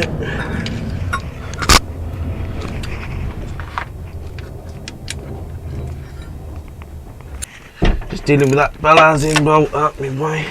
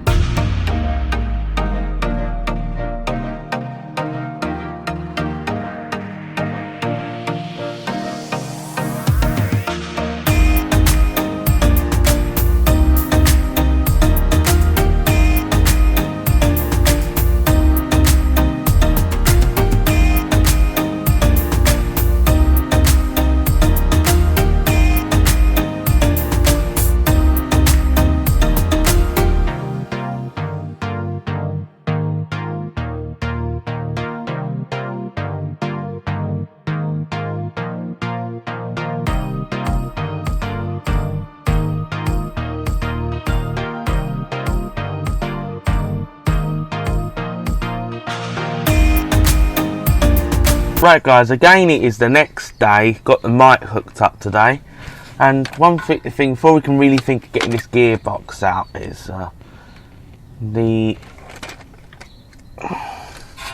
this metal shield's got to come out. There's 2 plastic nuts there, and there's a 10mm. They're very curved, you've got to be careful of them so you don't strip them. I'm never very good with these. These things are a nightmare, I do. You know, never over tighten the plastic nuts.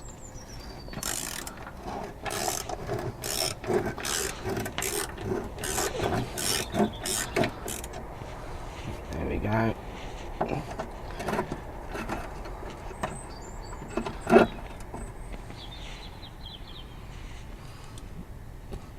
They strip really easily under the bottom plastic nut.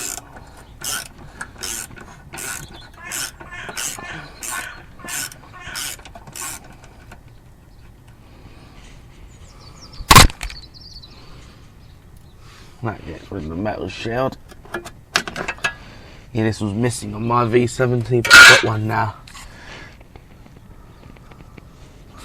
One more plastic nut over here to remove.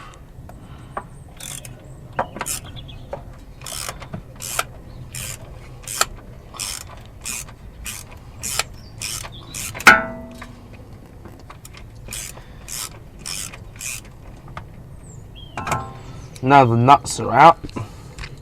Now, to really get this arch out, we've got to drill out the rivets. So I'm going to try and get you in there.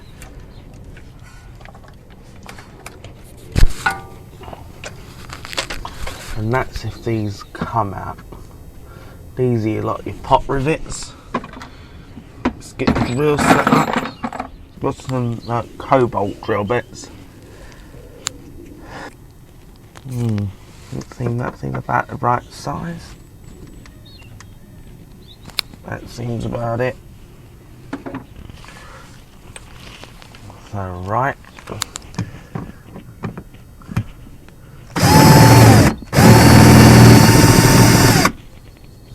Well, that's... Nope, I did not want it to do that.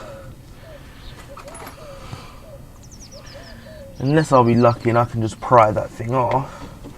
Let's see. If I could use a screwdriver to hold that. Let's see if I can get that to pop off, because really that thing should spin right off.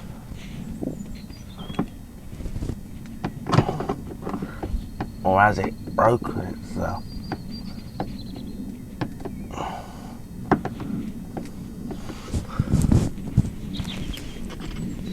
Let's see if that does it.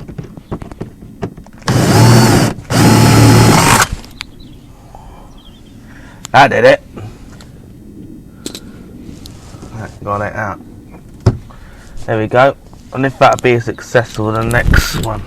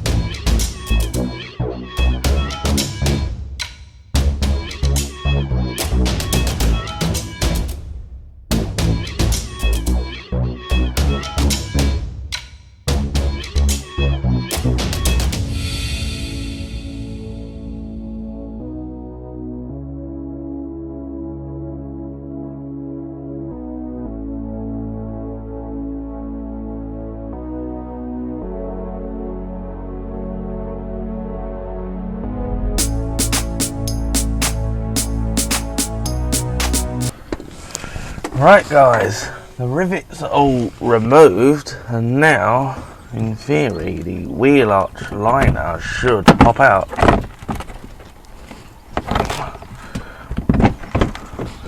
Here you go, sides removed.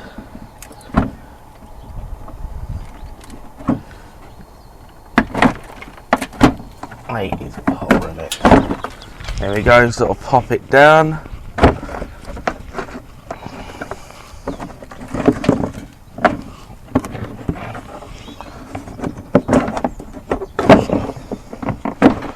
There we go. Pop this out.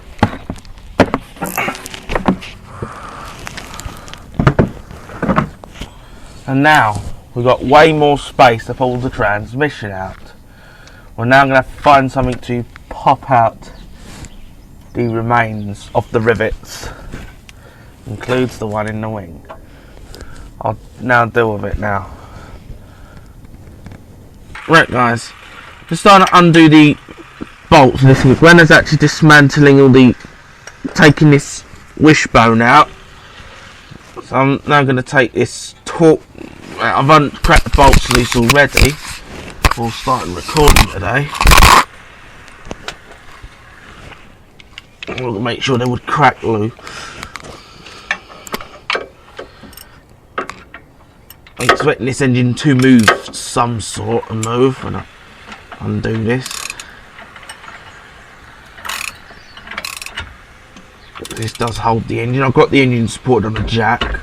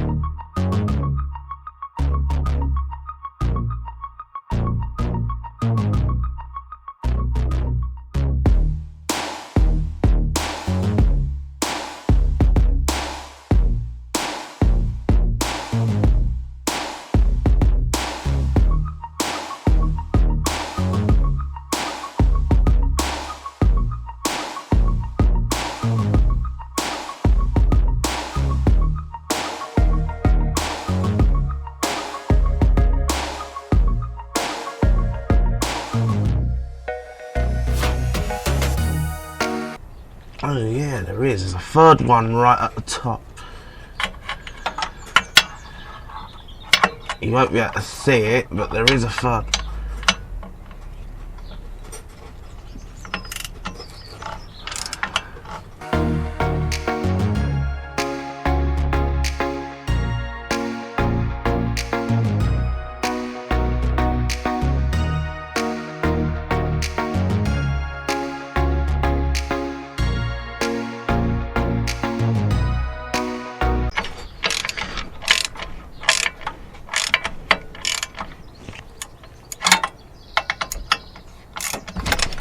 There we go.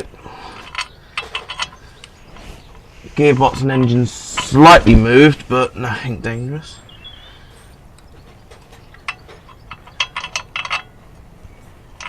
There we go, deal with that later.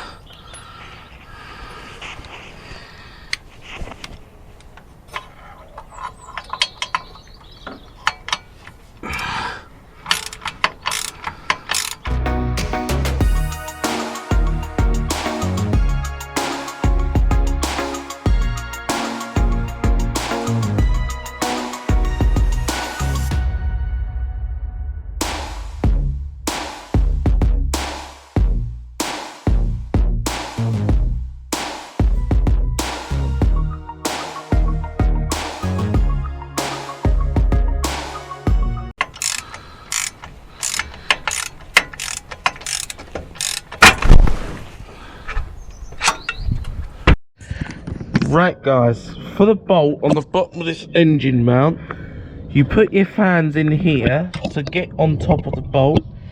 You'll see it, a bolt head someone's previously marked, but to get any leverage on it,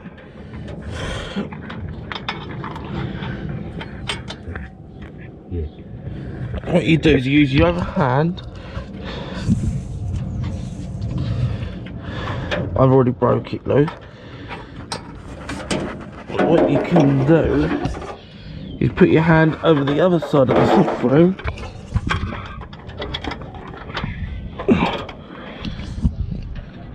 and now you can loosen the mount from here. So that's the technique I've come up with. Dear dodging between the catalytic, which I don't have on my 2002 V70. You know, I'm going to pause until that bolts out. Right guys, we're about to remove those two heater hoses. Because this thing's a turbo, we've got to cover the openings to the turbocharger. The Grenna's covering the top of the turbo to make sure no coolant enters it. And that's if any water comes out. I don't know how much antifreeze is in this car.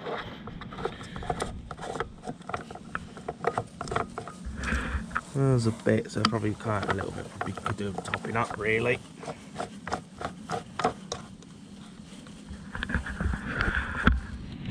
Yeah, just going to pause until we've covered all the openings up. Right guys, we're now about ready to drop the subframe. One thing just don't forget before you do anything is undo the 13mm steering UJ down here. We've already done that earlier. It's the coupling up there. You only need to do the one in the car, you don't need to do the one underneath, because the coupling will just come down with the rack as you drop subframe. But anyway, what we need to do is, well, first we're going to undo the 14mm subframe brackets. We're now ready to drop the subframe. So this side, what we want to do is turn the subframe bolts out 5 turns. Obviously undo the bracket bolts completely.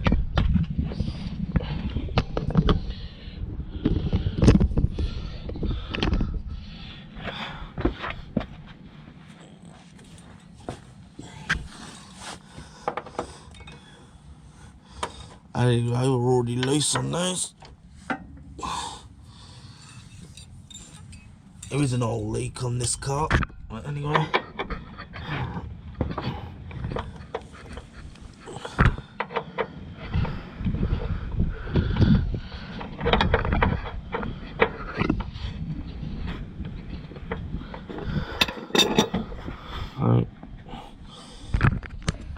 So what I'm going to do, I'm going to move the subframe bolt at 5 turns, but I'm just going to actually pause them a bit low on battery. Right guys, just going to loosen the 18mm up. Not going to fully remove it this side, we're just going to...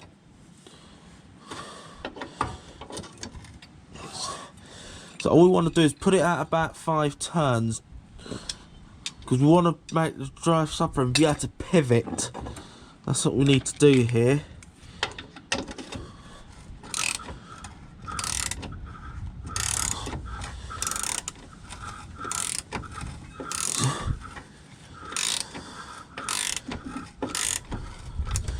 Only about 5, so we do not take that one out completely. We just want to make the subframe be able to pivot. You want a bit of a gap under there. Now for the front, same applies. For the front bolt, subframe bolt, same procedure applies. Only at about 5 turns.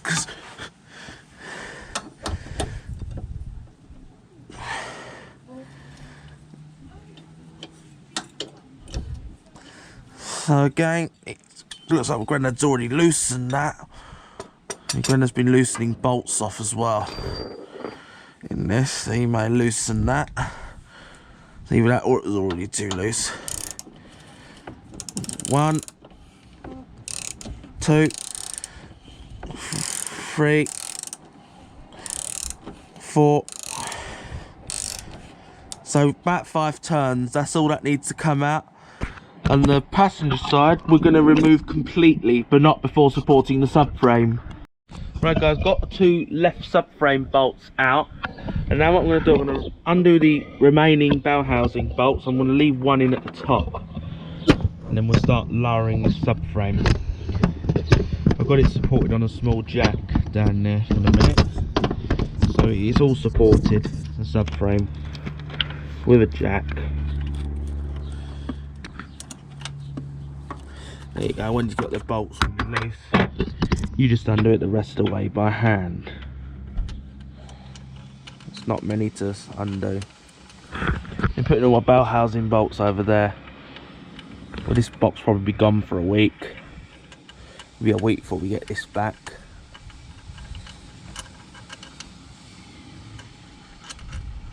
That's a long one.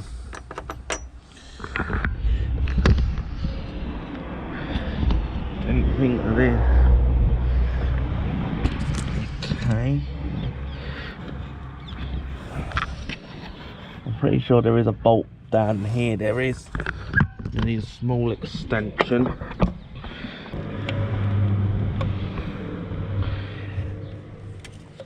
Right guys, got all the bell housing bolts. I've got to wear this for a bit. I cut my hand off of that clip up there. But anyway, I'm okay. I just can't stand the sight of blood. It's the only problem I have, guys. I really can't stand the sight of blood. I think we need a pick of some sort. Here we go. That looks like that's actually an injector clip for a D5. That's the same clip as what you use on the D5 injectors. I know that because I did take the injector seals off my Auntie's XC90. Now what you do is this should pull out.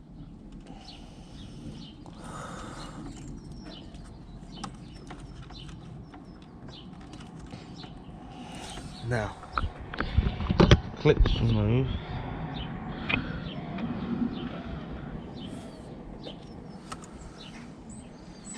There we go. We're out. Out it comes.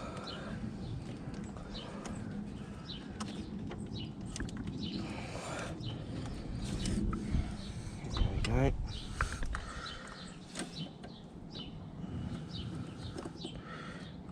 I'll get you something, a screwdriver or something. Yeah. There we go.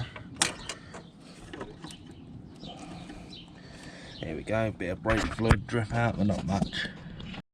Right guys, we're now going to lower the subframe.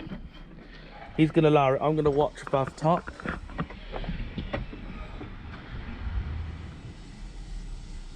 Yeah.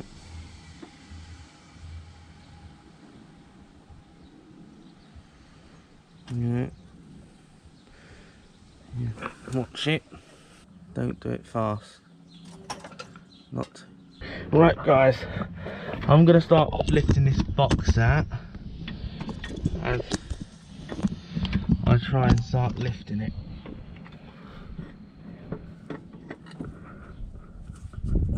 More room.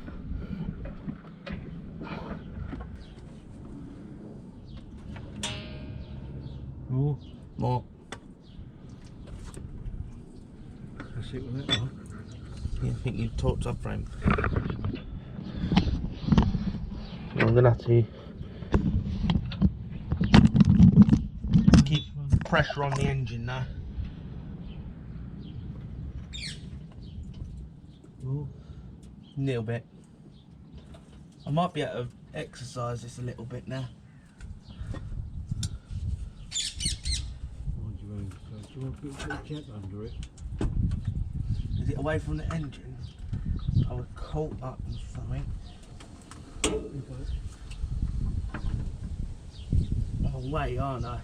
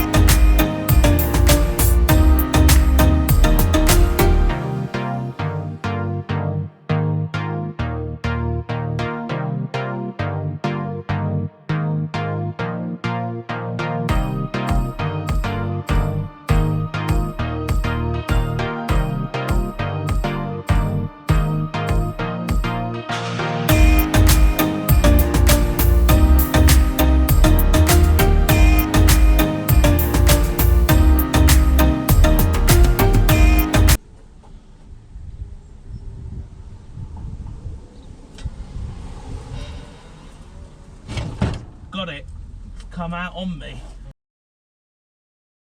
It's the same as what. There is a new bearing in this. Alright, okay, we'll leave that in there then.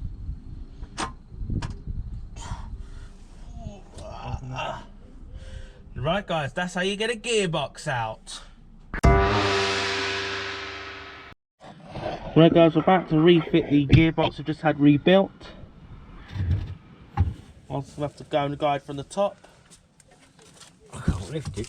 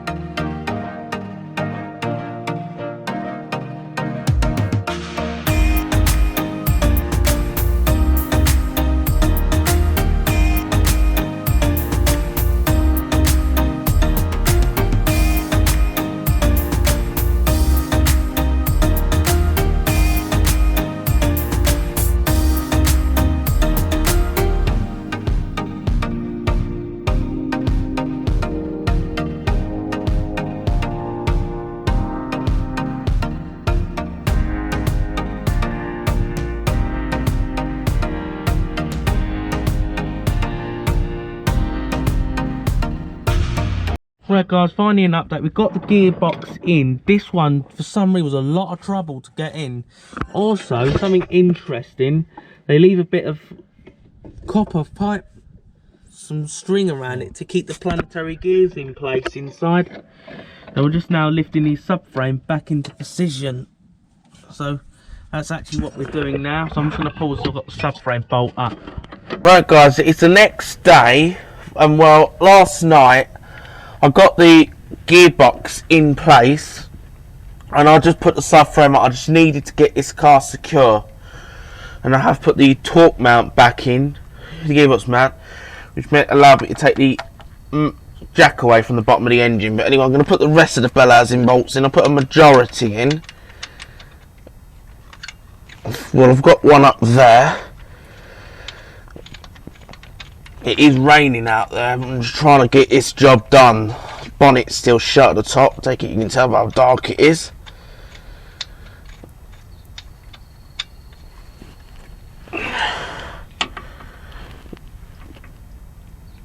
It has been 5 weeks since taking this apart. So I'm trying to even remember where I've come from with this. Well, it's been like this for 5 weeks. This ain't all been together for 5 weeks.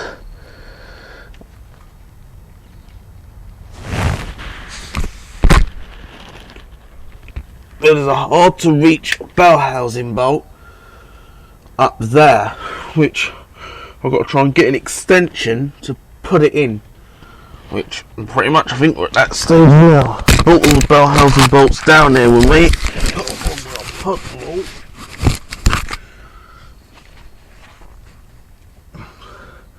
Ground's very wet, as you can see, well, the drips off the car.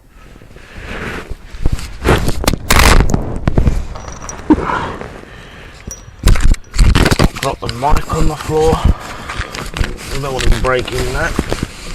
But anyway, I'm going to get a ratchet in a sec and I'm going to check the tightness.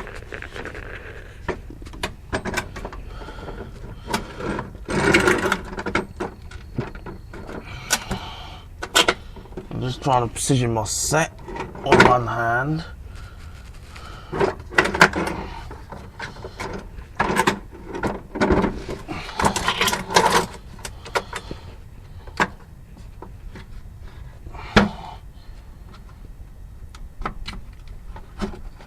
That's a 14.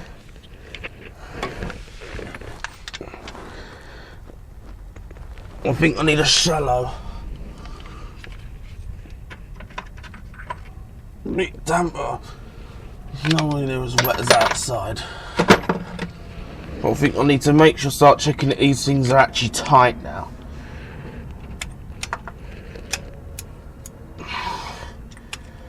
Obviously it's not tight yet.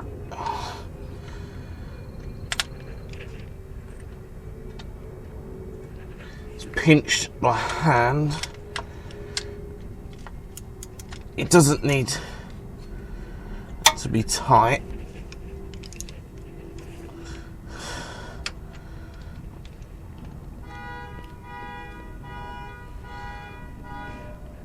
I was having their car nicked.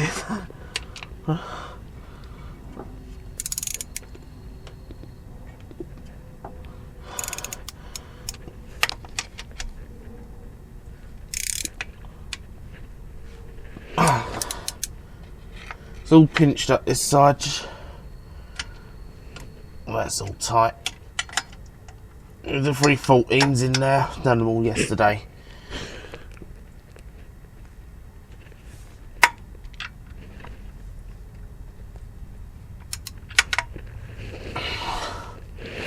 So right, here we go. Now the rain has stopped for a bit.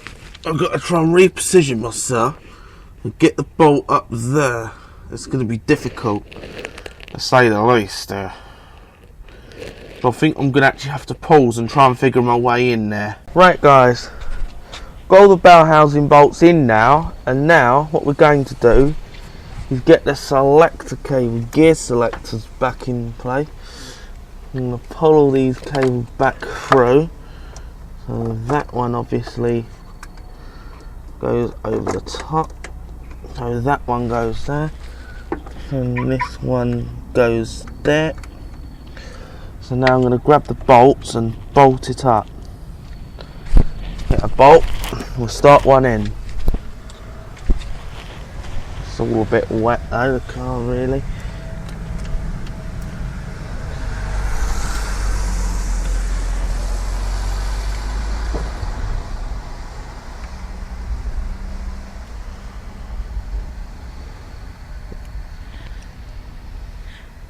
Get that in. Let's get the back one in.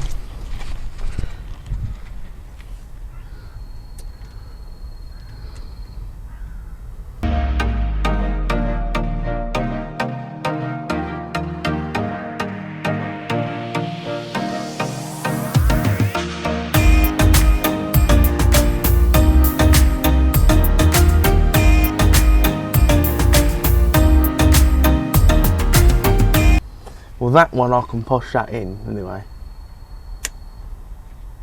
There we go, that one can go in.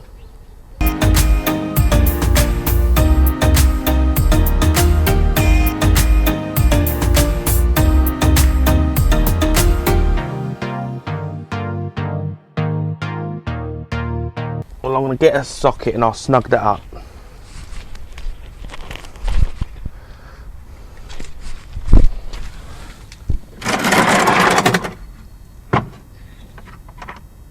I'm going to guess it of a 10.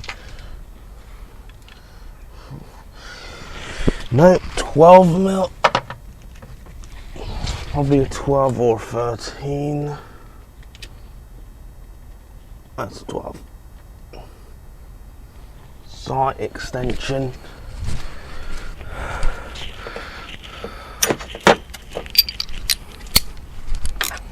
Slight extension with a 12 mil.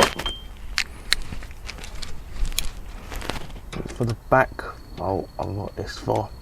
Nah, that's too long. What I'll do then is I'll use a universal joint as an extension. Just be careful.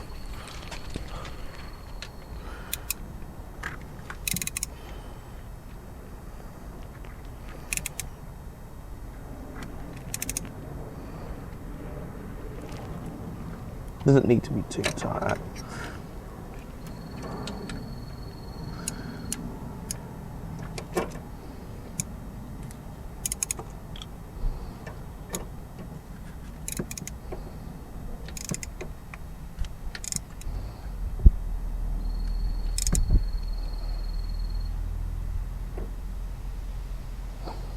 That's that. That'll do.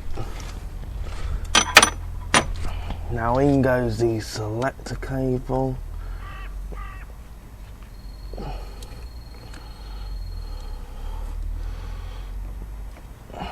I gotta figure how far I've come here. I ain't dealt with this a few months.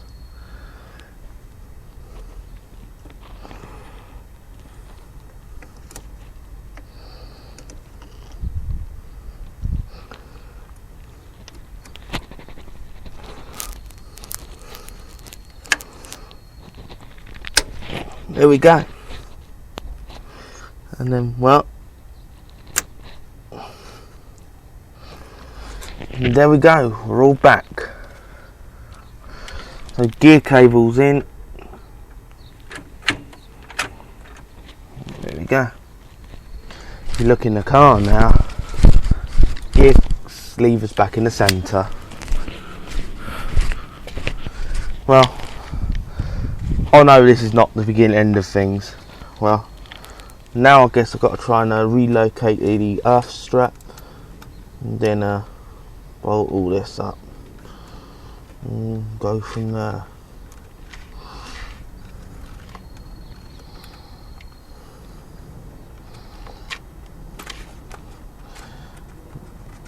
You know, one thing I will do now while I've got it fresh in my memory is hook the clutch back up, and then I'll find the clip.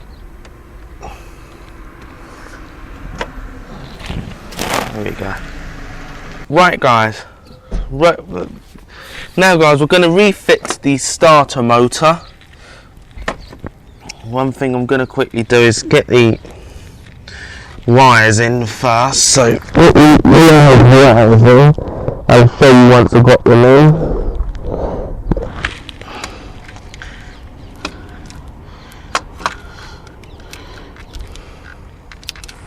Actually, I'll get that in once I've got it in the gearbox. One thing you could do is quickly get is in the exciter one. What I'm going to do is get a bolt, hold it in first. It'll make it a bit easier for you.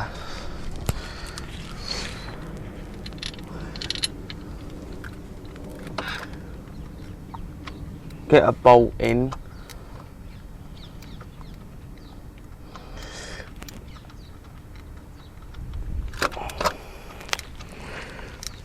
And no, don't forget to tighten the starter up because you don't want it ripping your teeth. Right. What we're going to do is get this wire on the pin. There it goes in. This actually initiates the starter to run. That wire, it's known as an exciter wire.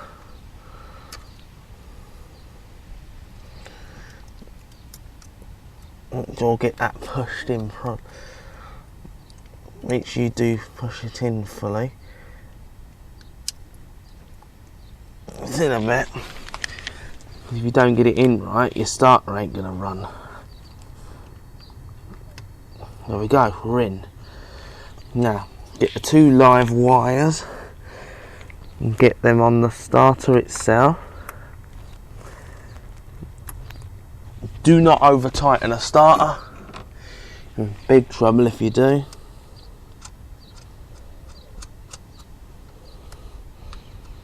Only pinch them up. You do not need them very tight. Well, what you can do, guys, if you do over tighten it, you don't want to snap it inside, because then you'll need a new starter motor, which will not be good. Let's get the bottom bolt in.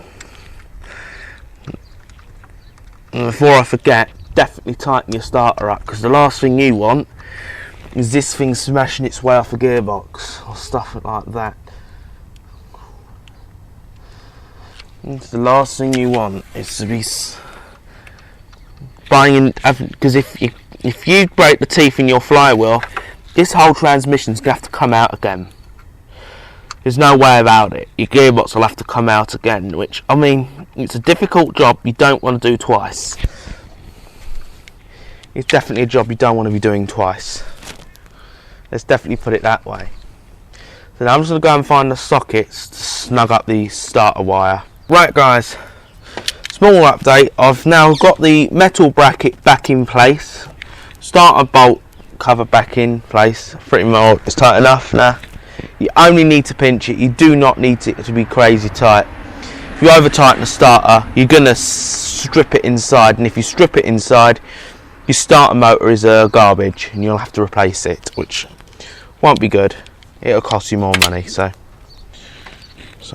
14 mil. So I'm just going to find a deep one just to pinch up that nut, and this one here for the clamp. We're missing one down there, which definitely should be there. I've earthed it in the correct spot right there. So I'll have to see if I can find one of these down the salvage yard. But we'll do for now, until I find one for this. Yeah. But anyway, I'm actually going to pause for a second, just to sort and find the sizes for a sec, because I'm going to pause. Right guys. Here, what we're going to do is now get the ECU box reconnected up. So get that in. It's back through. I actually disconnected to allow me to drop the engine. Now the positive wires will go back. So we'll take the nut off for a sec.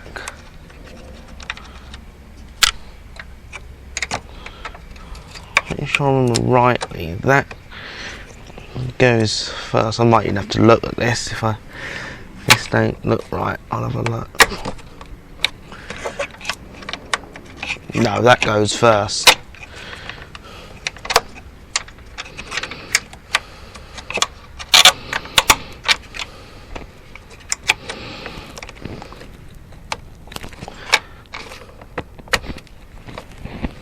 So now nut goes on.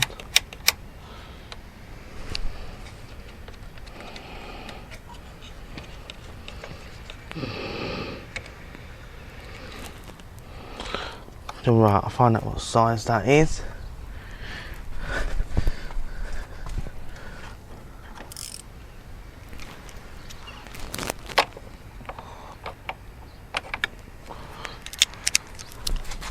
Right, I'm going to put the nut on.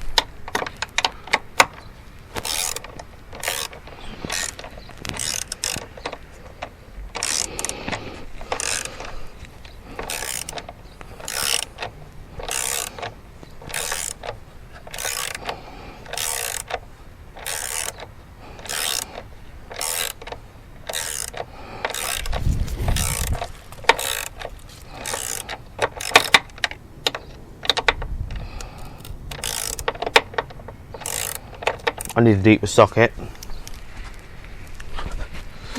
Just gonna grab a deeper socket quick. A deeper 13. That of a different set though, but it will still work. Different drive, 1/4 inch. So now that should get me all the way.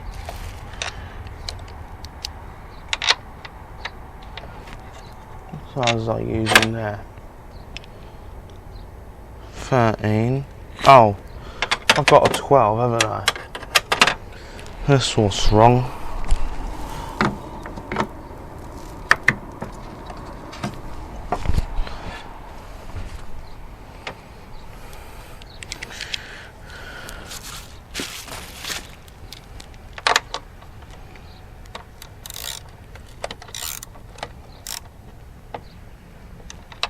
There we go. So now that's in, that means I'll be able to power this up later to unlock the tailgate when I'm ready.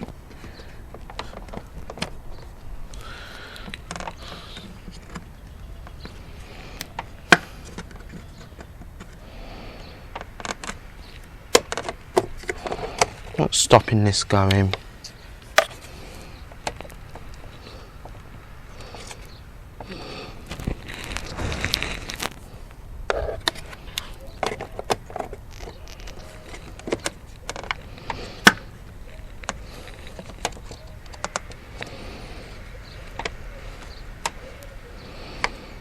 There we go, that's in.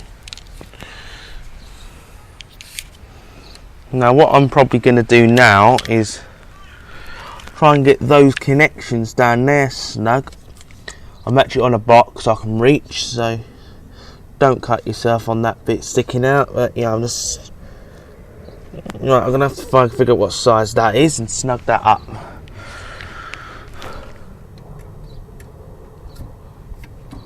There we go, that's all that hitched up. Right guys, now what we're going to now do is get this tube backed down to the turbo. Right, I'm just going to get it down that way because I'm aware that there's still pipes that need to be attached.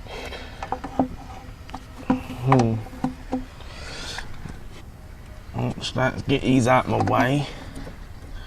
That stuff just out of the way for the time being. I'm not going to connect them because I need to oil them up before I connect that. I'm going to get it down that way again. Still things that obviously need attaching.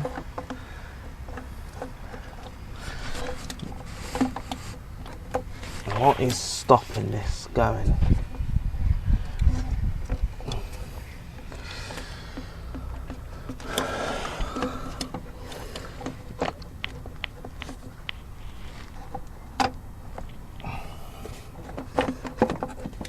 There we go, we're in, kinda.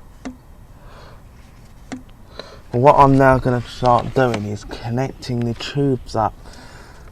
So, some of the tubes I got here.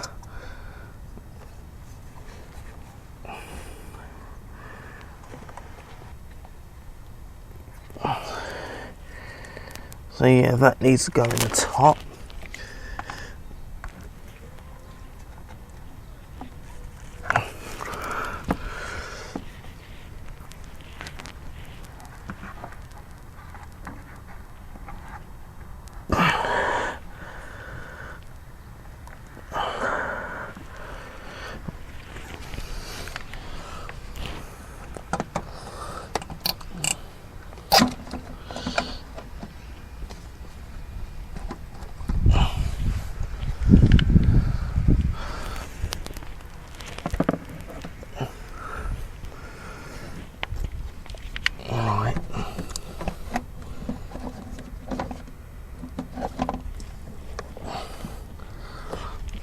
So I need to try and get the bottom pipe in.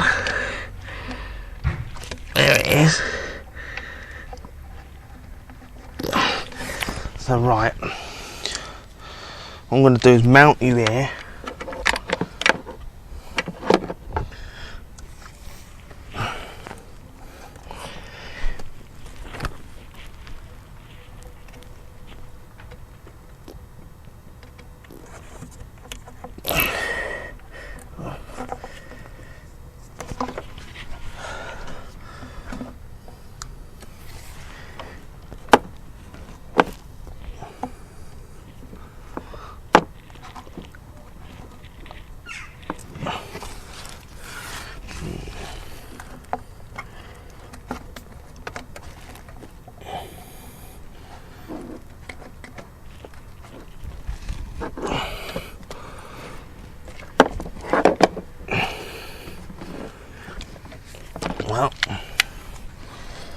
big tube I'm trying to get in the centre. I'm actually going to pause until I've actually got all this jiggled in.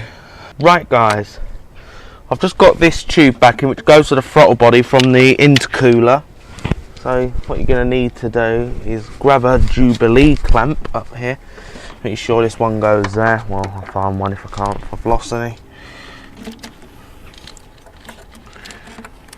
Making sure it's for this one.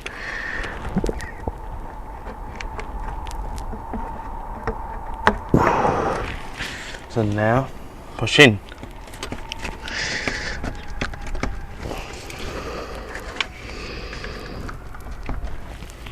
Now, this pipe goes in there, so that pushes on. Not enough pipe. There you go.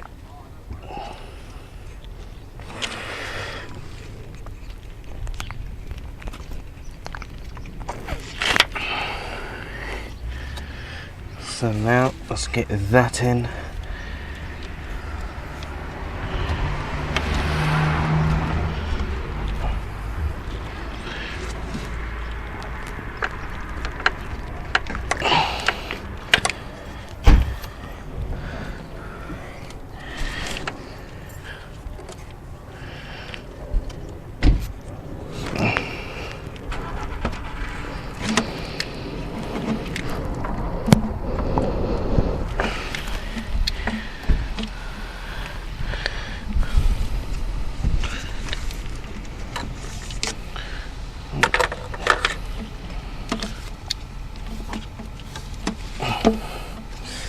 So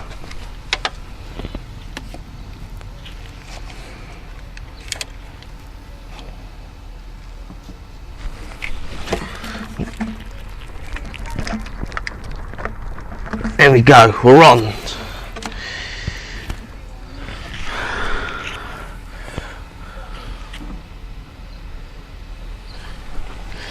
And now point it upwards and push it on.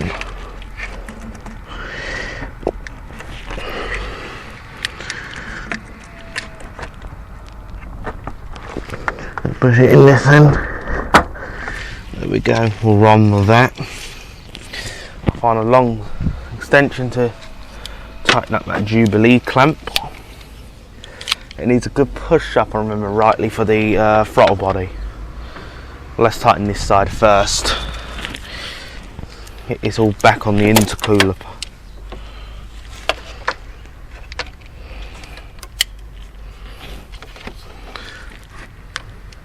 I'm not sure how well you're going to see, but all I'm going to be doing is tightening up the Jubilee clamp.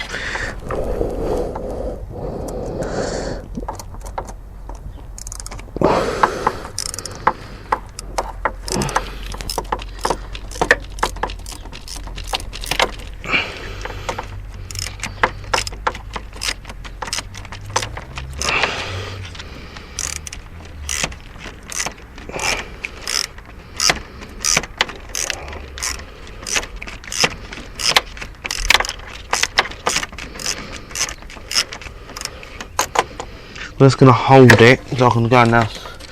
I'm going to go and find my Jubilee clamp tool. Right, I've got all the pipe snug to the throttle body. I'm pretty sure now it's time to put the air box in.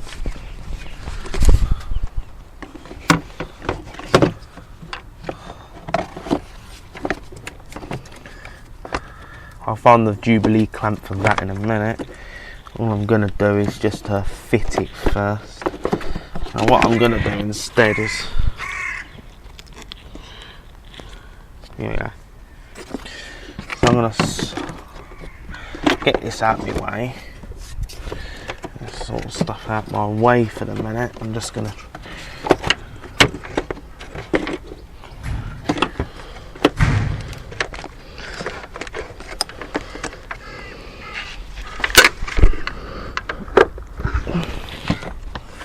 right.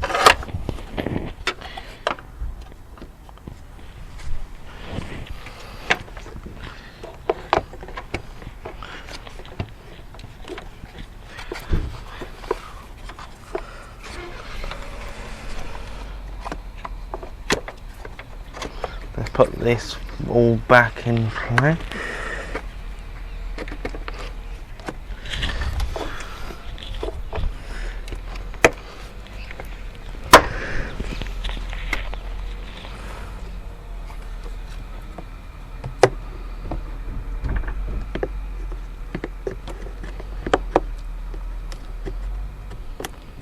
Right, that's all in.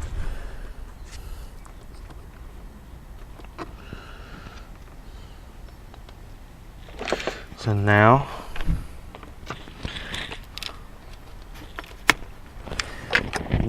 in goes the throttle body connector.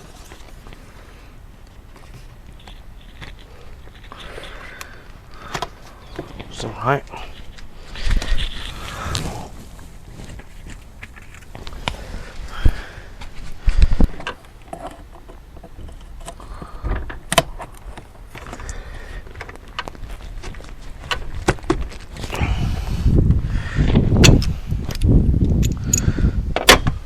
Right,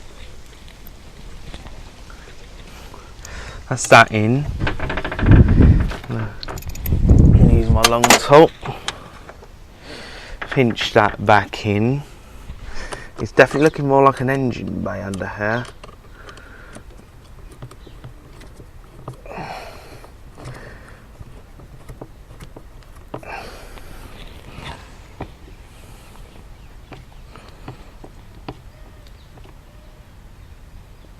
There we go.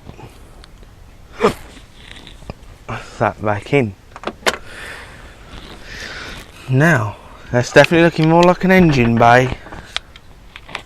So now I guess next up here will be to stick in the chart. I'm not going to put the heater hoses in because I think I've got to oil those up because they've been off for a long time. So I'm not going to put those in just yet. So yeah, I'm aware I haven't forgotten to put the heater hoses on in case you are wondering. I just haven't put them on yet. So yeah, I haven't forgotten about them. I've just because I want to oil those up before I put them in because I haven't been on for a very long time. So just going to do that last. So I'm going to assemble everything else first.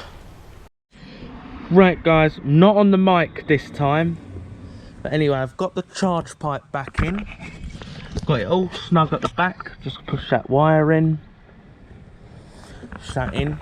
Got the 2 Torx 25s back and it's snugged down there. Yeah, it's all snug. So now we got all that done. Well, now what we got to do guys is move over to the bottom. I'm not going to put the cross brace or anything on yet because I still need to get to those, so I'm just going to pause here. Alright guys, one thing I can quickly put in is put this pipe back where it belongs. It's a big square opening in the intake. You want to sort of slot that in and then just find the slot there. There we go. So back. There we go. Under here, I will pretty much done for now, for the time being. But now I'm definitely going to pause. Right guys, I don't think it's probably not necessary right now, but I'm now actually going to connect the battery back up. I've done all the electrical stuff at the front which requires the battery to be disconnected, so all the rest is mechanical, so I'm going to connect it back. You can connect it at the end, it's totally up to you. Hopefully that'll hold itself. Don't look like it's going to hold itself. And just undo the clips for it. And I'm going to lift this out carefully.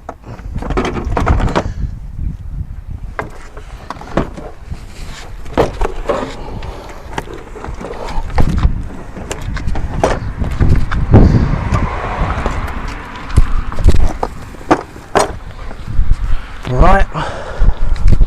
That for some reason should hold itself really, but something's missing.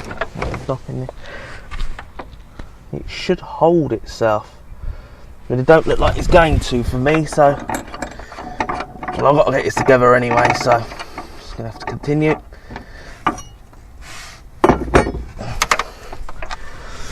Alright, I'm going to get this out of my way, get the vent hose ready to connect, and now let's get the battery back in its place.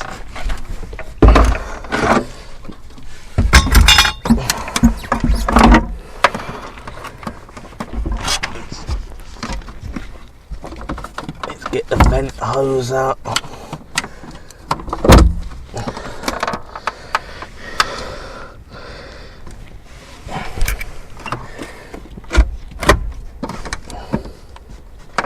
Right, I'm going to go and get my 10mm and I'm going to go and snug that up.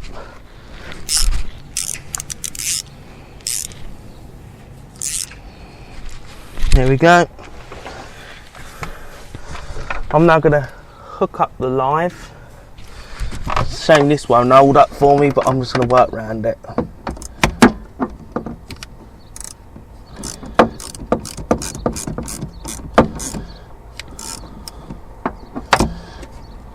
So something's not right, I'm just going to quickly sort it.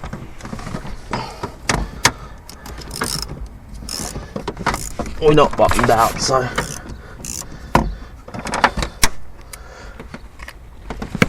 while you hold it,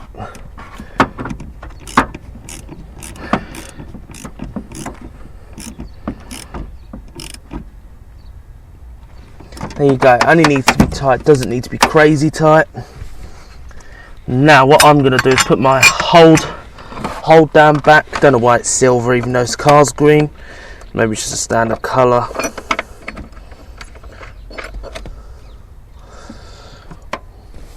Well, I'm going to go and get my 12 quick and hinge that up.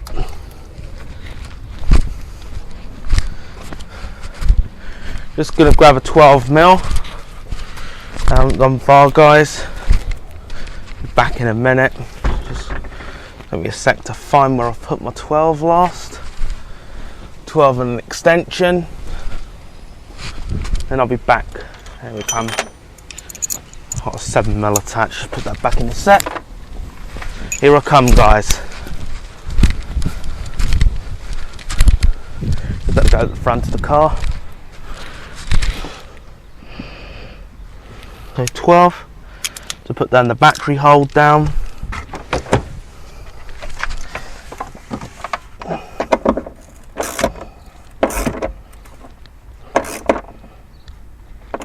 No. Now in goes the trolley.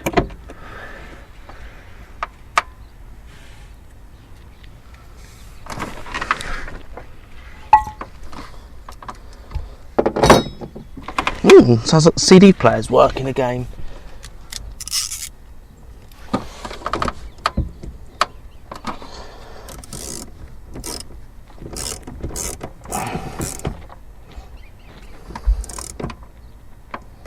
There we go.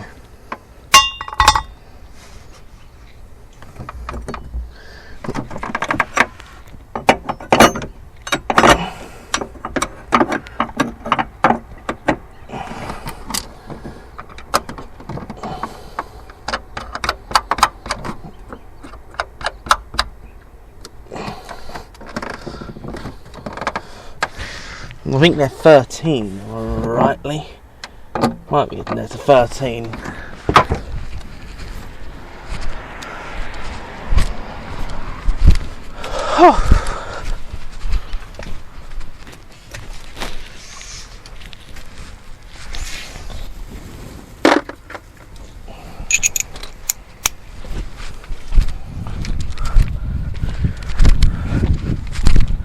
Right, here we go, 13 in.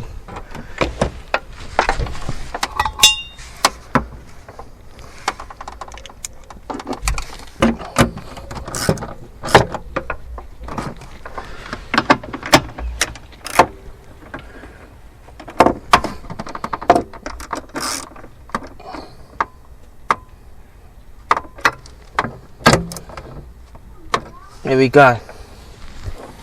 Now I'm just going to put the floor back.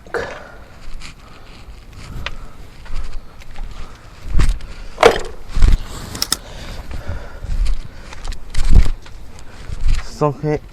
Oh, I've got 10 in there. It don't look like it. Anyway, I'm just going to put the floor in now. I'll do it on camera.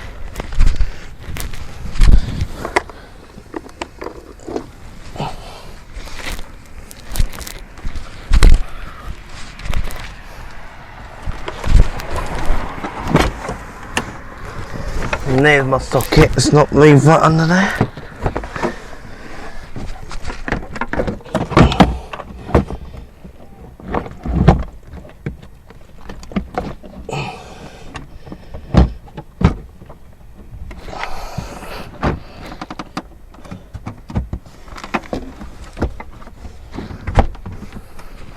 Well guys, that's that. It's all connected. Right guys, I'm gonna now put all the rack nuts in, well, before we put the column bolt in inside the car.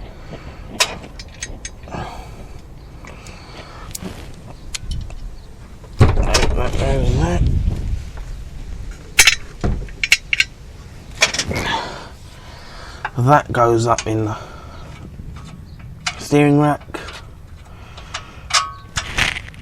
Still need to snug up the subframe bolts, so I've done tighten that, so I just need to put the brackets in.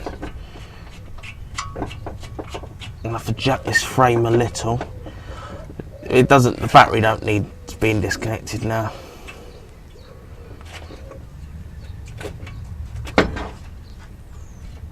And Gwyneth's actually there putting the suspension leg back in, just to speed things up here.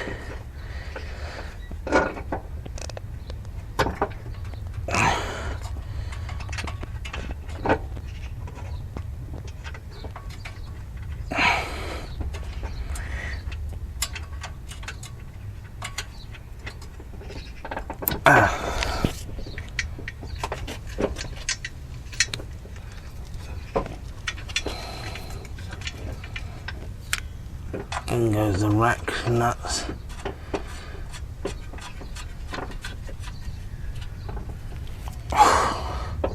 Right guys, so now I've got all the rack nuts pinched up with all the 15mm nuts and the 14mm bolt pinched up. Now what we're going to do is turn these clips around and get it into the metal bracket we got here. Go back in place. It's that way.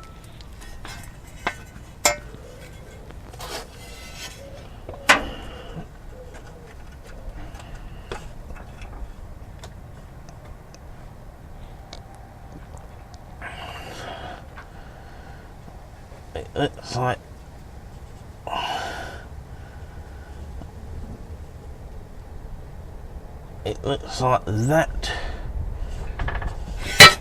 Clips here, I'm going to estimate it's like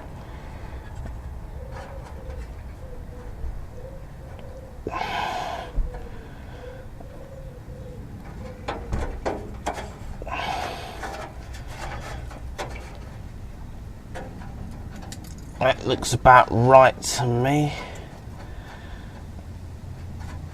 I'll try and figure this out, haven't I?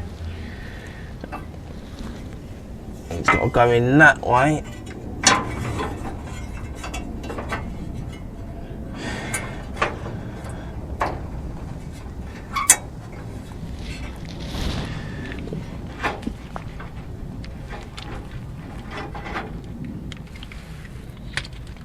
I'm just going to have to mount you for a sec while trying to secure this into position. So find out the home of that wire.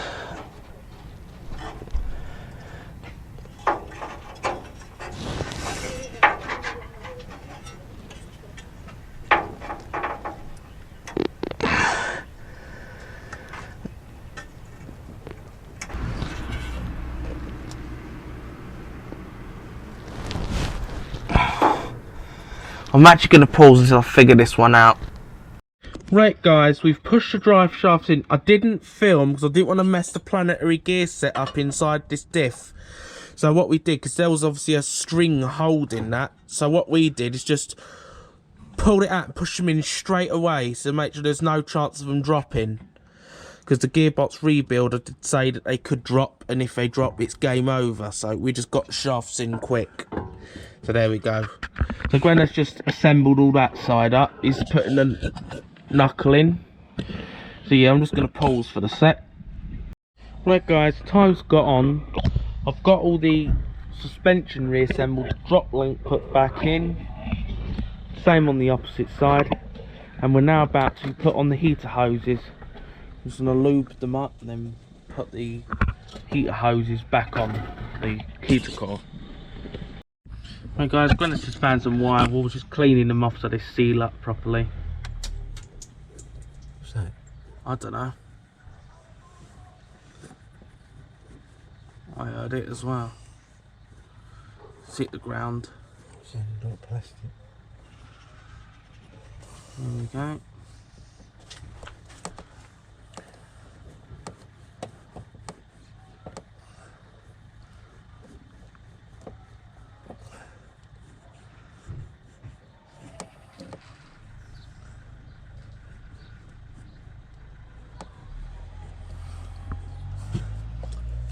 Now, loads of hoses.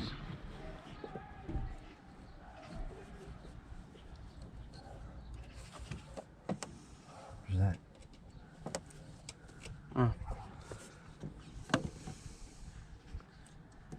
Like that. No, it looks something like that.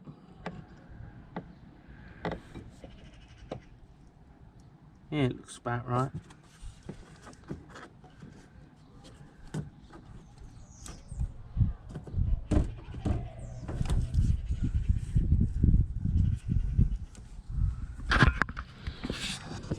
I'm just putting the heater hoses on.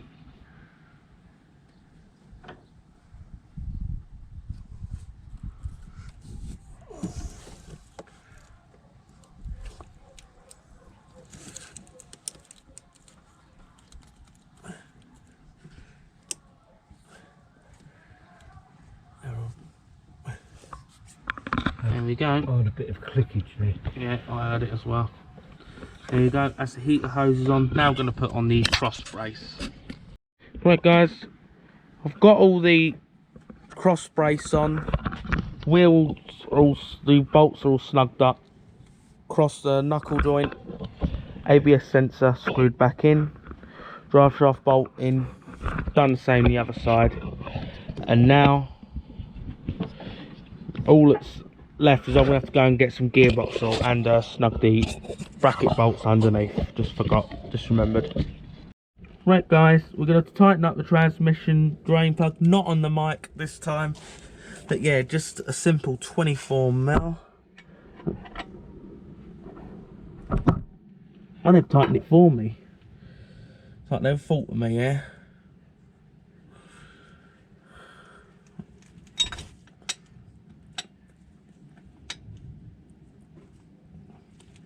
Ah, I tightened it up. That's faultful. Anyway, they've loosened the drain plug for me like they did actually fault me, yeah?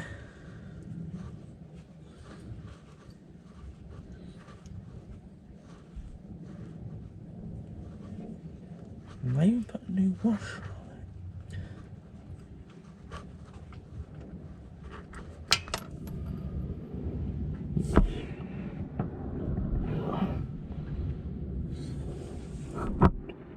There you go, fill plug out.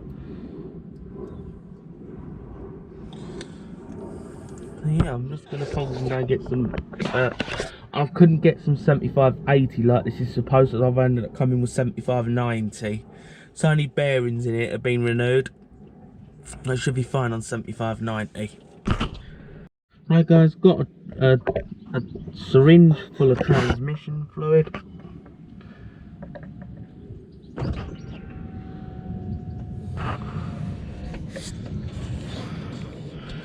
Trying to minimise the mess. I'm just trying to minimise mess.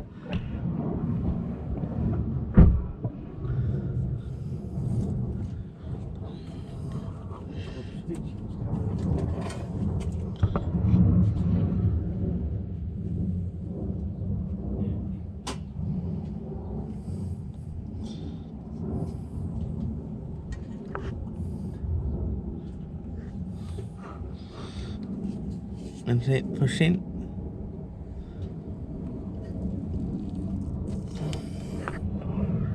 I'm just going to repeat that over and over again until the box is full.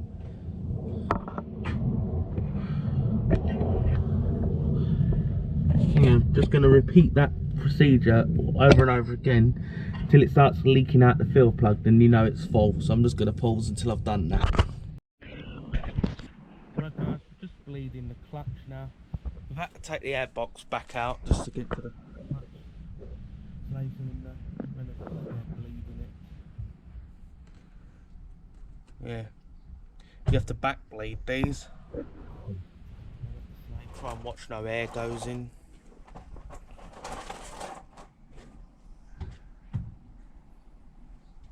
There you go, just pushes that in.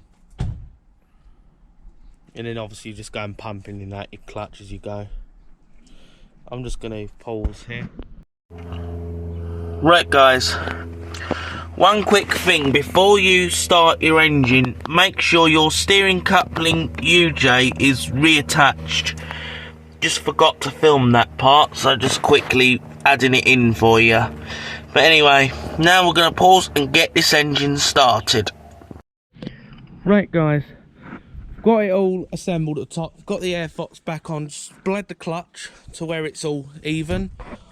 We've got the torque mount bolted back up underneath, not put the wheel arch on yet, but anyway, let's start it. This is always the nerve-wracking part. It's time to start it and see what happens. I've done a check the timing over on the engine to check it's not locking. Turn the interior lamps off. In neutral, let's start it.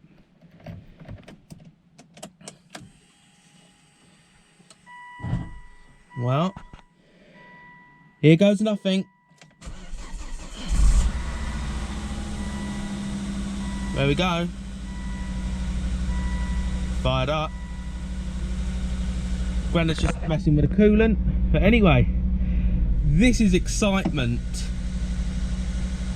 First starter. We're ticking over.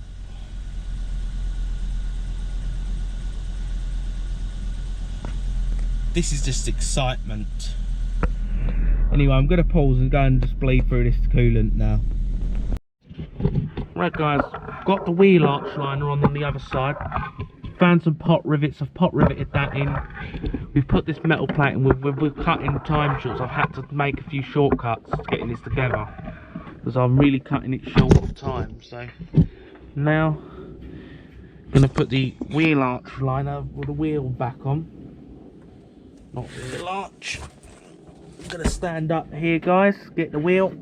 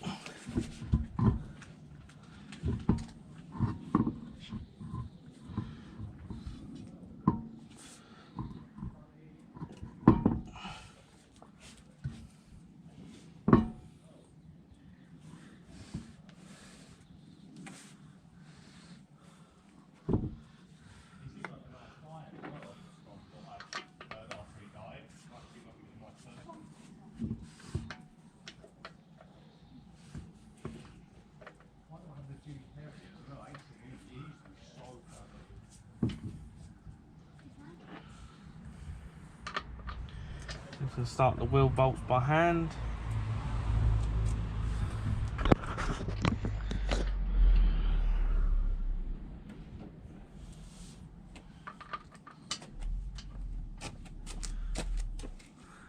There you go.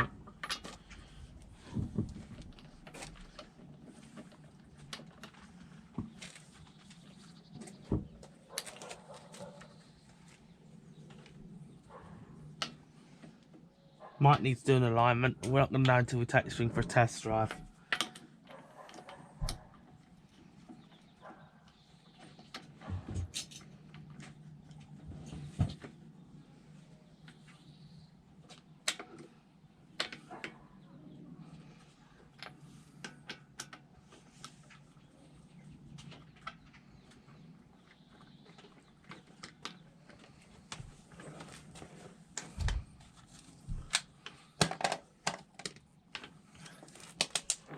go.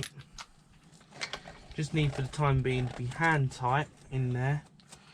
All we're going to do is put the car on the ground and we're going to actually torque the wheel bolts up. So once get his car off of the stands.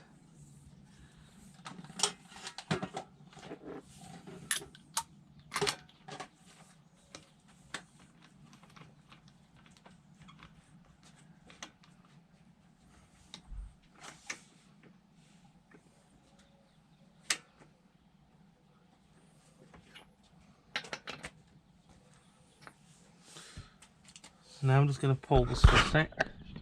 Right guys, I'm just going to torque the wheel bolts to 140 Newton meters of torque.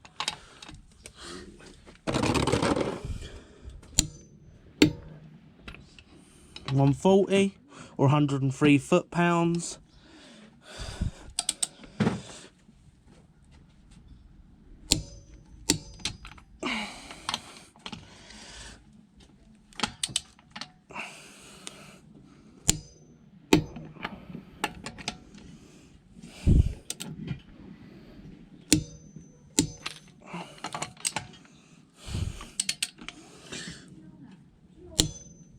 Now we'll just double check.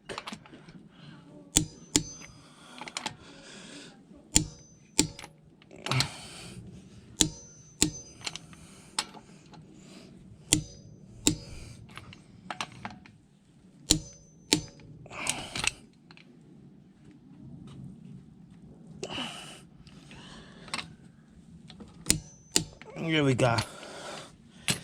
And now guys, we're now going to basically pause. I've topped the top of the coolant up, then we're going to take this on a test drive. So I'm going to pause.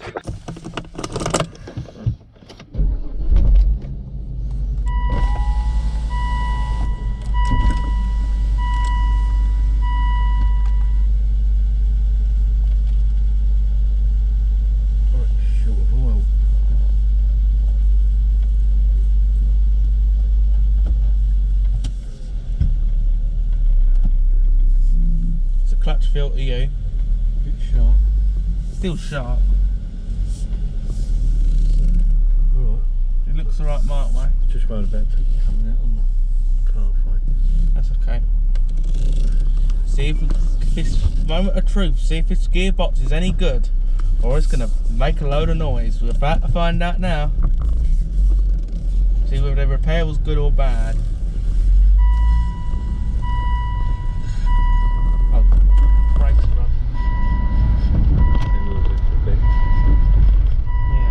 Driven for ages. Seatbelt.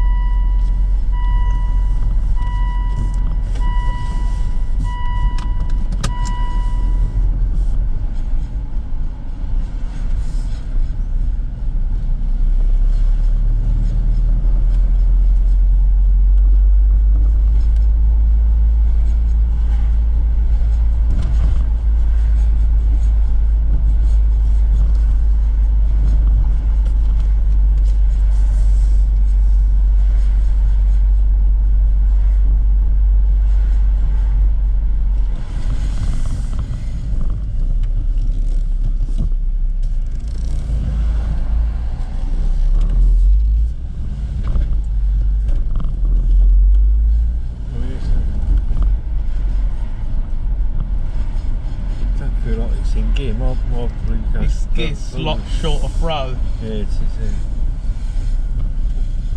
Camera ain't gone back.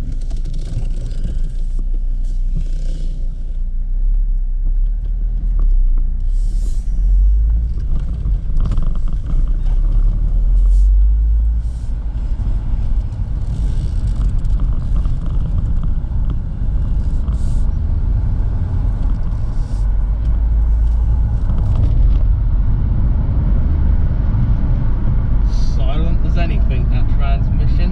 It's alright now, yeah. It's good.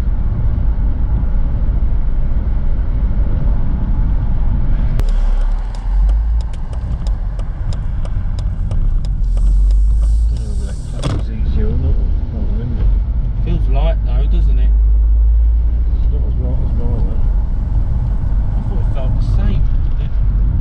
Oh, I bet.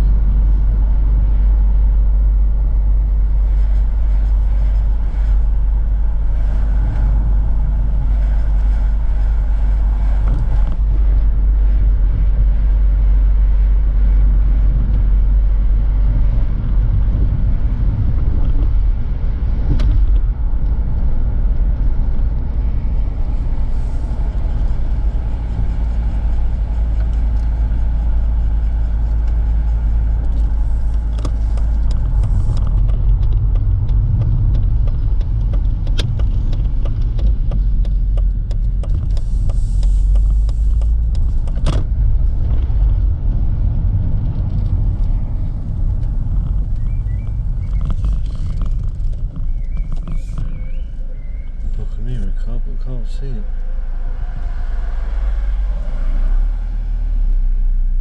It's clear that way.